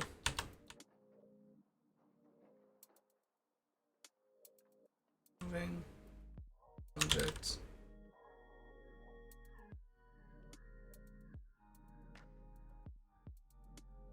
position. And then we'll call the original position OG position, OP. Then set position will be SP. We'll need to move this bastard here. And we'll need to do the math here. See what this says. The OP will just be transformed to that position. And then the GP will be this son of a gun. Make everything look good. I feel you. Let's make those pluses line up. But it doesn't really. I mean, I guess I don't know. Whatever. Let's see. Notice so we actually see when this gets run. Try it again. Let's see what's happening. What's happening? Oh, Philip won't just randomly ban people. That would be crazy talk. Next thing you know, he'll do a putsch. He'll take over my channel. He'll fucking start yelling in angry German. Oh, he'll be bad. Never trust a demagogue. Yeah, Dr. Java, I hope you keep pushing on your job, man. It's important. Keep that game going. What did you, Fletcher? Who'd you play as in Bannerlord? I was playing as an Empire in the Southern Empire, and I didn't realize they were like the ones to play at the time. I just picked them because they had like the best buff or whatever that I liked. By comparison, I had like no concept. I never played the first one, so I never had any concept of like who the cultures were. So I didn't realize like that I was playing like the easy team. I was like, well, they give a really good fucking buff. That's why I picked them. I don't know enough to give a fuck about anyone really.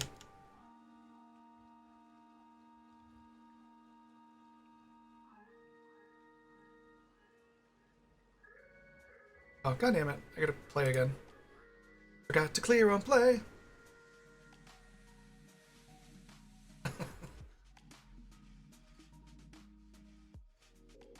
Yeah, some people think I'm weird. I have a copy of Mein Kampf right there. Just because if you don't want to repeat history, you need to understand it, and you need to be able to tell people all the fucking crazy shit that people have done in the past to make sure that that doesn't happen again. But what do I know? Boop. Let's see. Okay.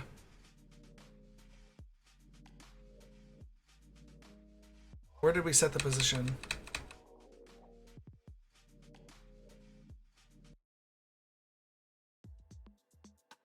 Did it not get fucking called at all? Destination's true. Movage is done. Job step is done.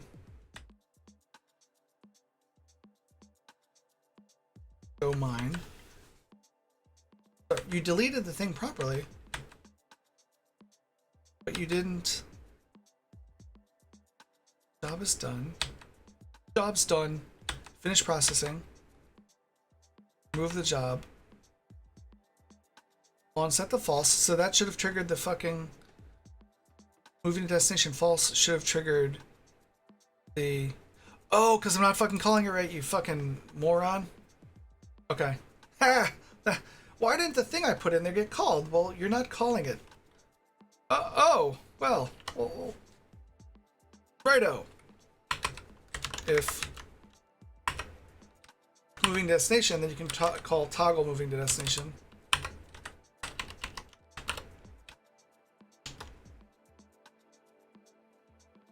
What are you underlining? You tell me it's expensive? Not expensive? Not really. It's the same fucking function. So go fuck off. Okay. That's why that didn't get run. We're making progress. We're making pancakes. We're making bacon pancakes. I hope everyone's having a good morning. I played as Battanian, but rolled with the Southern Empire. Battanians are the they're the ones with like the Mongolian ones, right? Like they're the ones I'm fighting now. I went to the Southern Empire.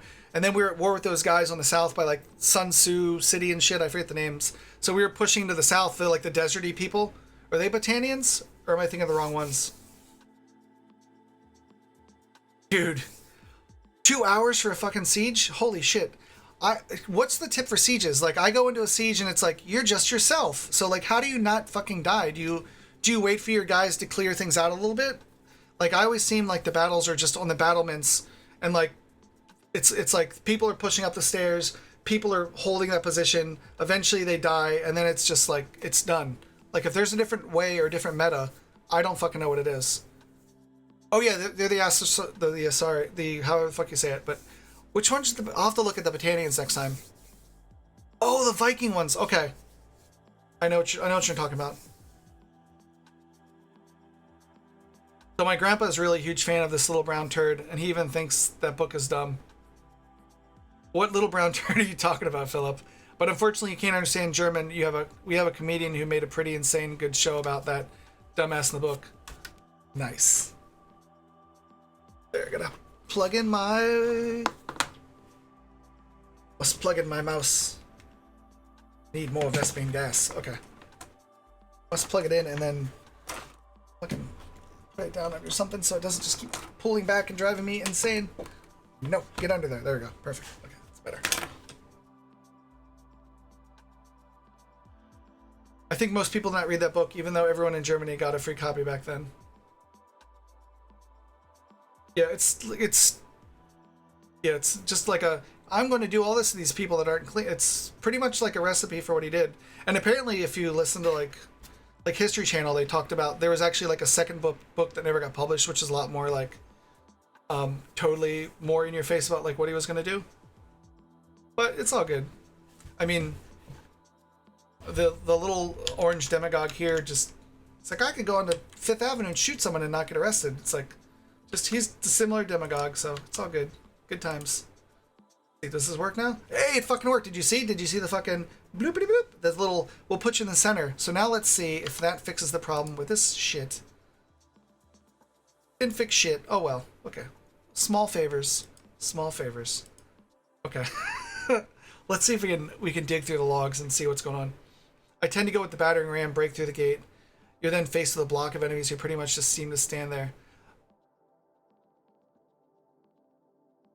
Oh, I've never run my own siege. I'm always so far I've been a part of other people's sieges where I'll go and they're building the siege towers, and then for whatever reason like nobody ever waits long enough for like the battering ram to get fucking built. It's always like they either attack or the fucking people sally out, and it's like, well, sallying out is good because then you can kill them, but it's like they always just like fuck this waiting for shit. Let's just assault them now. It's like, dude, you've only built one fucking tower to get onto the one siege tower. Like you don't have a battering ram. Like come the fuck on. So what was the dealio with this one? Why was that being a shiitake mushroom? So we should see she got her position set.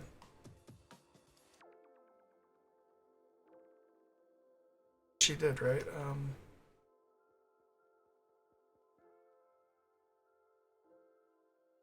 Moving false. Where's it deleting her job?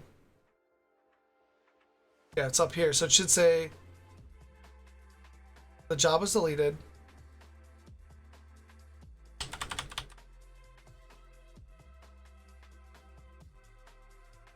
She did the mining. And then right here it should say something like set position done for the colonists, somewhere around here. Remove the job, deleting the main job. On moving to is false. False. Well, it moved her, but it didn't say it moved her though, but it actually did the code we wrote. Why did that happen like that?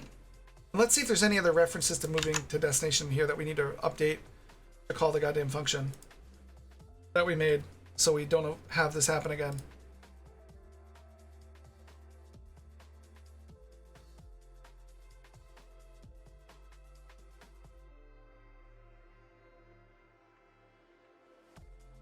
Okay, we're good there. What is this? Oh. New move. Yeah, this is fine, because we know it's setting to true, so we're good there.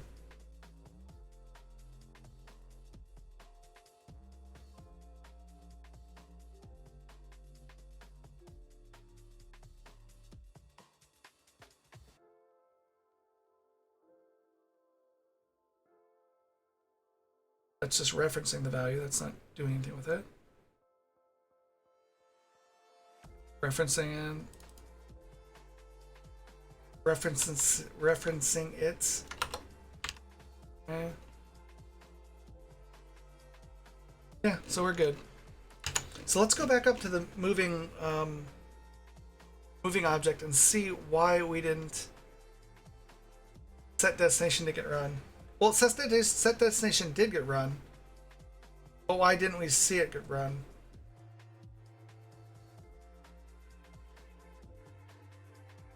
Set position. Oh, no, set position got run.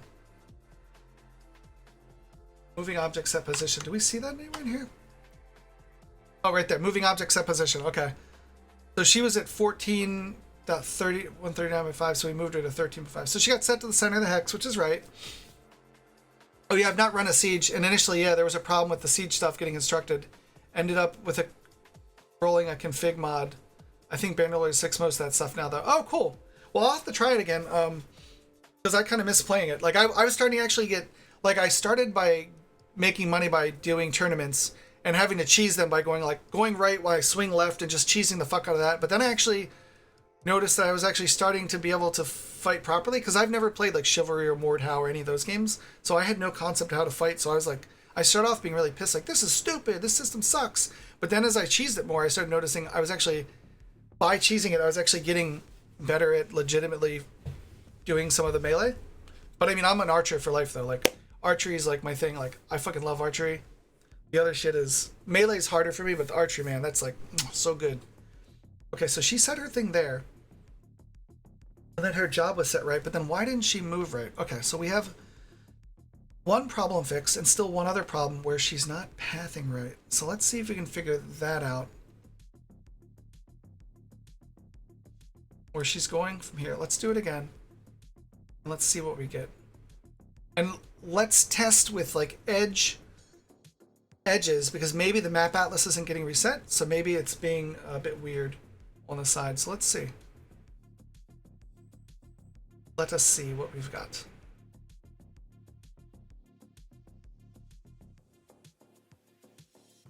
Set that one there.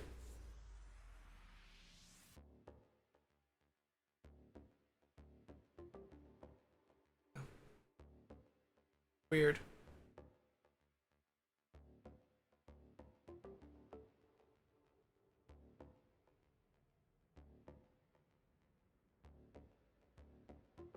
Let's turn collapse back on, because I think... No, let's leave collapse off for now.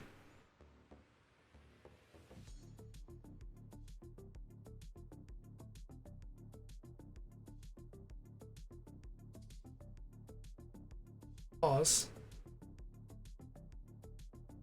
Move over 8. Now let's pause. Let's open up the main controller. And we should see the job here. So the job is 12.138 and the move location is 12.139. So let's see. She's at 13.139.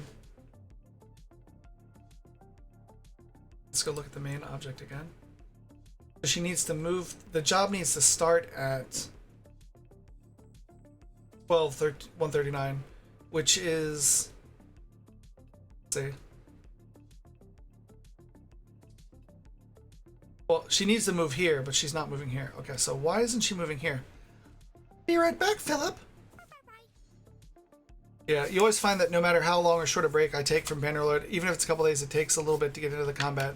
Yeah, I just straight up like never played it before, so I was like hours and hours, like probably for like an hour and a half I was trying to win my first tournament until I learned, like, I was just like, how do I fucking cheese this, because I cannot do this fighting, it is killing me.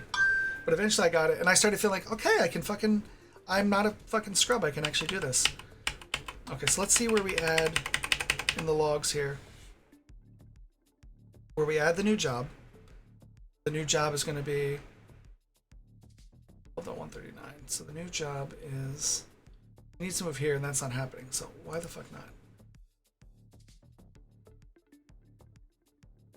Move to Kimberly going to 12.138. That's where the job is. Which isn't right. So let's see. Let's call where we add the job and when she picks it up. Here's where the old job is finished. Right?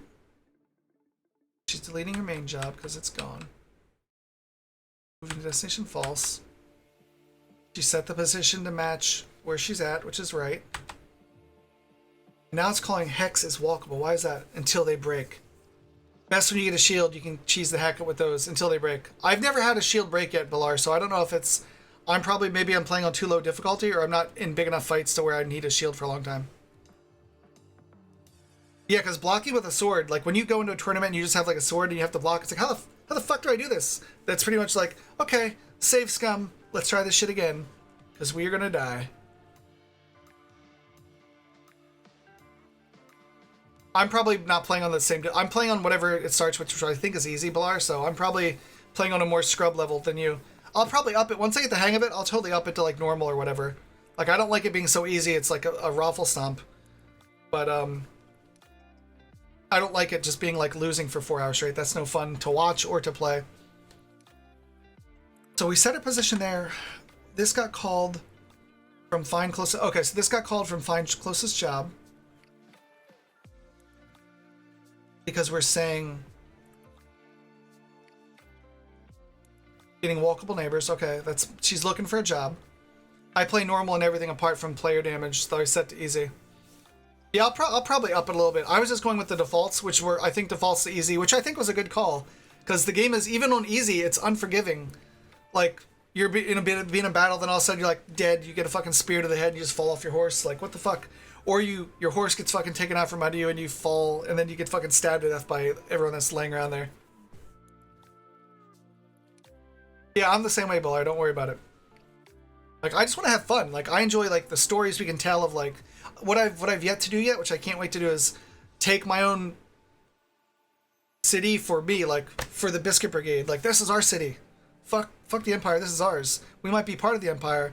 And I fucked up too. Actually, maybe I will restart, because I fucked up because we were in the war with the Asari, and I got a thing from the Emperor who I was trying to bone and make my wife. So she's like, go take this guy and bring him back to me. So I started there, and he was all the way in the fucking... I consider it like the Mediterranean, like all the way in the middle of North Africa, the way I look at the map. So I'm like going there, and by the time I get there, they declare peace, so I can't fucking grab this guy because we're not at war. So it's like, what the fuck? So what I do is I go and I raid a village to start a war, and then I fight him and take him. But it gives me like a minus 200, like, not reputation, but whatever the loyalty or the points are that you use to spend stuff. So it was like totally boned me, and I've never been able to dig out of that hole yet. So maybe I will start over fresh. Dude, that is totally true. 1 minute you're flat on your ass with arrows in your face. I totally fucking agree. It's easier to see the attack direction in Bannerlord than it is Mountain Blade, but maybe that's also because of the difficulty. Yeah, they totally seem like they telegraph the attacks, like you can watch their shoulders, is what I was doing. Okay, so she claims this job.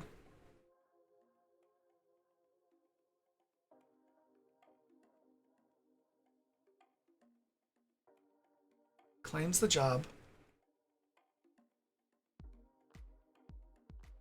By who?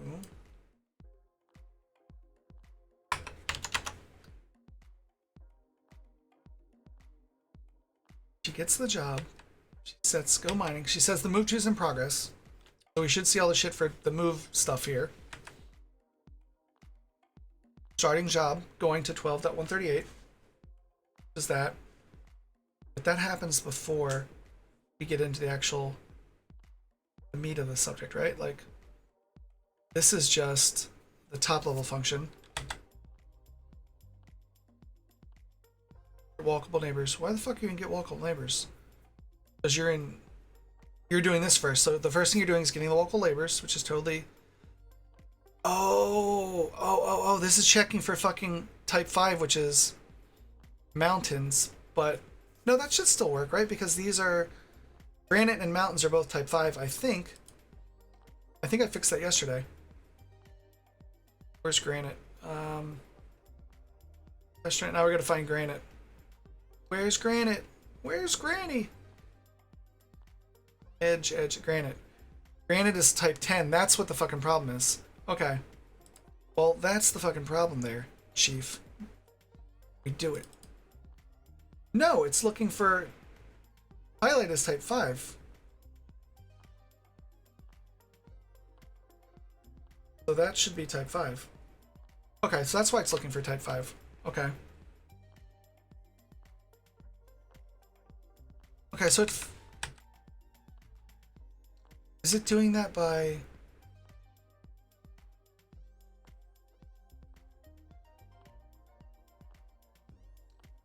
It's getting the walkable neighbors. It's checking the type for object highlight.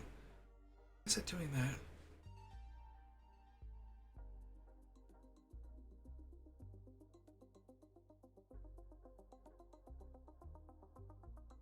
What does that? Get walkable neighbors? Map atlas, get walkable neighbors? Where are you? There. Oh, right here. Okay. So it's getting walkable neighbors. We also need to check to see if the hex is a highlight. Why do we need to do that? Like, what? What? Why do you give a fuck if it has a highlight? Really? Why do you care? If it has a highlight, we continue? Oh, is that because if it has a highlight, we allow it to walk through there? Is that what's going on here? I can't wait to see what mods people make for it. Not sure how it was in Mountain Blade, but in Bannerlord they can be written in C# Belar? Oh, nice. That's awesome. Oh, Python was... Oh, that's cool. Dude, that's actually pretty cool. Maybe we'll make a mod then if it's C#. That'd be a fun little, like, let's take a detour from Space Western Survival and make a C# mod. If we can think of a good one. Make like a Biscuit Brigade mod that'll automatically pull, instead of having the, like, Lindsay the miserable cunt and like those kind of names for people, it'll be you guys, like Fletcher Goss, and Belar are my right-hand men. And Philip can be the jester. Well, like, games like Battletech showed you that anything can be moddable as long as you're willing to do code injection. Which does make it a little bit harder though if you have to do code injection, but we can do whatever we gotta do. We can do hard things, sir. We can do hard things. Okay. So this is, we need to check to see if the hex is a highlight, but why? Why? Why do we care? Because I think it's letting you move here if there's a highlight on the hex, potentially? This will probably matter eventually. But okay, so let's go back to read the code. So it's checking the highlights of all the neighbors. Cheapest node is 12.139, which is true, which is this guy here. That's where you should move to. The shortest path is 10.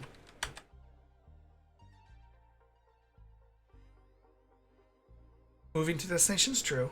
She's queuing it up to go the one fucking hex over. The locations are different reachability groups, so it's canceled. So something got fucked up. So this is still not... This map atlas isn't set right. So let's read the map atlas. Maybe it didn't get updated. Because when you clear this hex out, the map atlas checker is supposed to be like, this hex is no longer a fucking mountain now. It is now part of the original reachability group. So that's probably what it is. I forgot how quickly you can get things up and running in Unity. Picked it up again yesterday and tried to recreate Stardew Valley, and it was a fun practical experiment. Oh, that's awesome. Yeah, Unity's like really awesome. Like, they've come a long way from when I started in like 2011, I think, working on it. Like, it's actually usable, and I've learned a bunch. Like, it was slow at start, but like, it's kind of like riding a bike. Like, once you've dealt with Unity and you know all of its like quirks and the interesting ways it does things, you can kind of get started pretty reasonably. It's like you can always prototype so fast in Unity. It's when you try to do like the complicated shit that you like bog down. At least for me, that I get like bogged down, because it's like I laid everything out like it would at work. Like, here's the nested patterns of, like, I basically made the data dictionary of like, here's the way this database looks for everything. Here's how everything flows down, and then implementing that was just like, oh fuck, that's a lot harder than I. On paper it's easy, but implementing it's like a pain in the ass. Okay, so one. Hey, those little moth. So moth, it's gonna fucking off. Okay, go fuck with the lights. Okay, so let's look at the map atlas, because it's obviously having some issues. Being right. Do we have a map atlas checker in the debug? Let's see.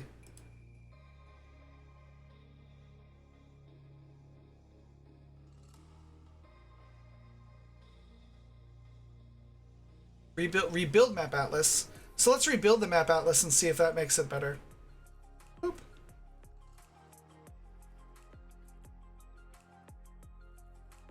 And now let's... Hey. Not move the fuck. Oh, we're looking at the main camera object. That's why it's so fucking laggy. Hey. Let's lock the camera. And let's cancel this order. Now let's try it that we've rebuilt the map atlas. Let's see if it works.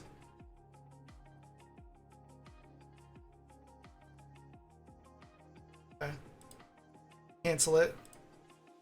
Try to mine here. What's our, and let's reset our colonists. Clear colonist jobs.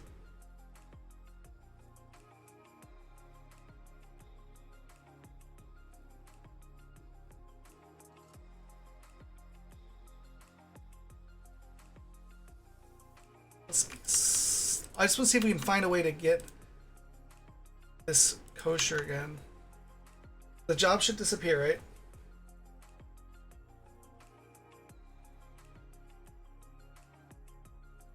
Why is this job is done, so it's ready to go away. So there's nothing in the job system yet. So we're gonna say tab. We're gonna make a job. We're gonna mine.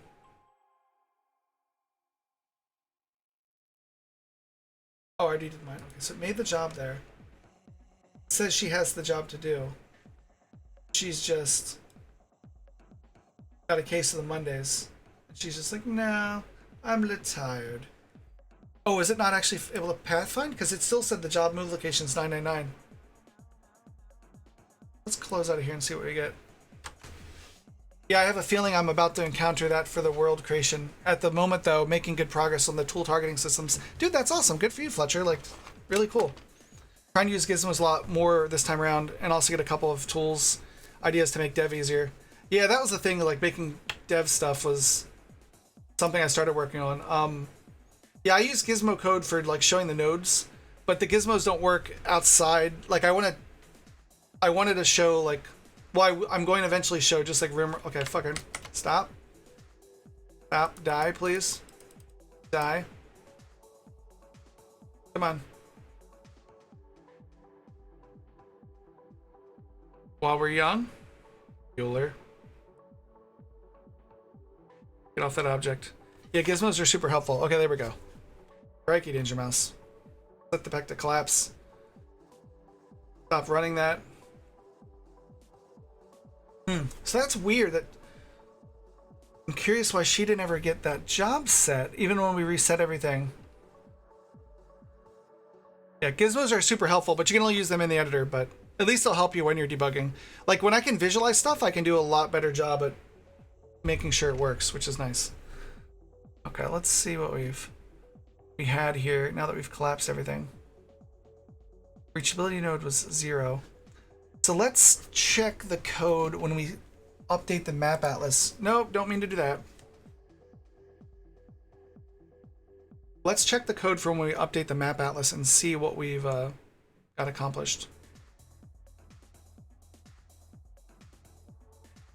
I appreciate everyone that's been hanging out today and hanging out in chat and just having a good old time here in the community. We're trying to build of nerds and gamers. Gamers and nerds playing games. Writing code and talking. Trying to avoid talking politics, but talking it occasionally. Sorry about that. I try hard, but it doesn't always work. So let's see the map atlas. And in traditional fashion, what I'll do is I'll probably spend my lunch break working on this. Maybe I'll stream at lunch. But only an hour for lunch is like not the best stream in the world. But I don't know, maybe we will. We'll see. I don't know. It depends on if anyone gives a shit. Like I don't want to stream if nobody cares about an hour block. So let's see. Gamers and nerds unite. Luisi Hana. Luisi Hype. Luxy Hype. Luxy Games. Very nice. Very nice. Well, you can see it in the game view, but you can't see it in like the when I meant game view, I meant like world view. But thank you. That actually is super helpful. But I think I had, yes, that's super helpful. And I need to, but I want to make sure that like certain things get displayed in the game. Like I have a spline editor to draw the paths in the game once we're ready, so that the player can actually see them as well. But cool, yeah, I forgot about the gizmo thing. Dunkashane. Dunkashane. Let's see. Where's the map atlas stuff? Map atlas stuff.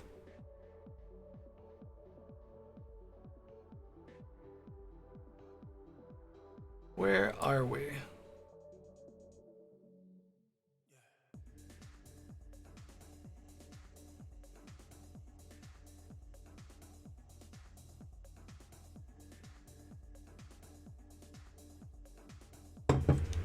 Hey, I know what we're gonna do to end the stream.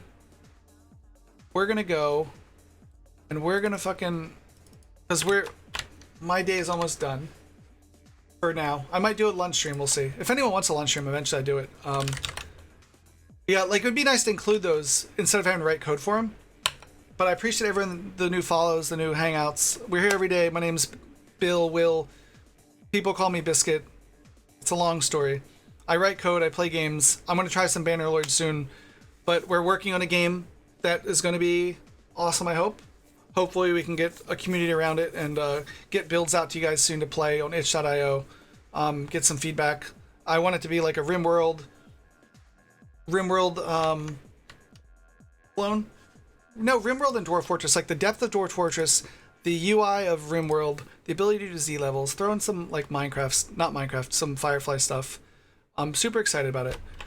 But today we're gonna bounce and we're gonna go and we're gonna raid Larry and we're gonna fix this command to make it better. But let's go give Larry a Biscuit Brigade raid because he is fucking awesome. So just go in there.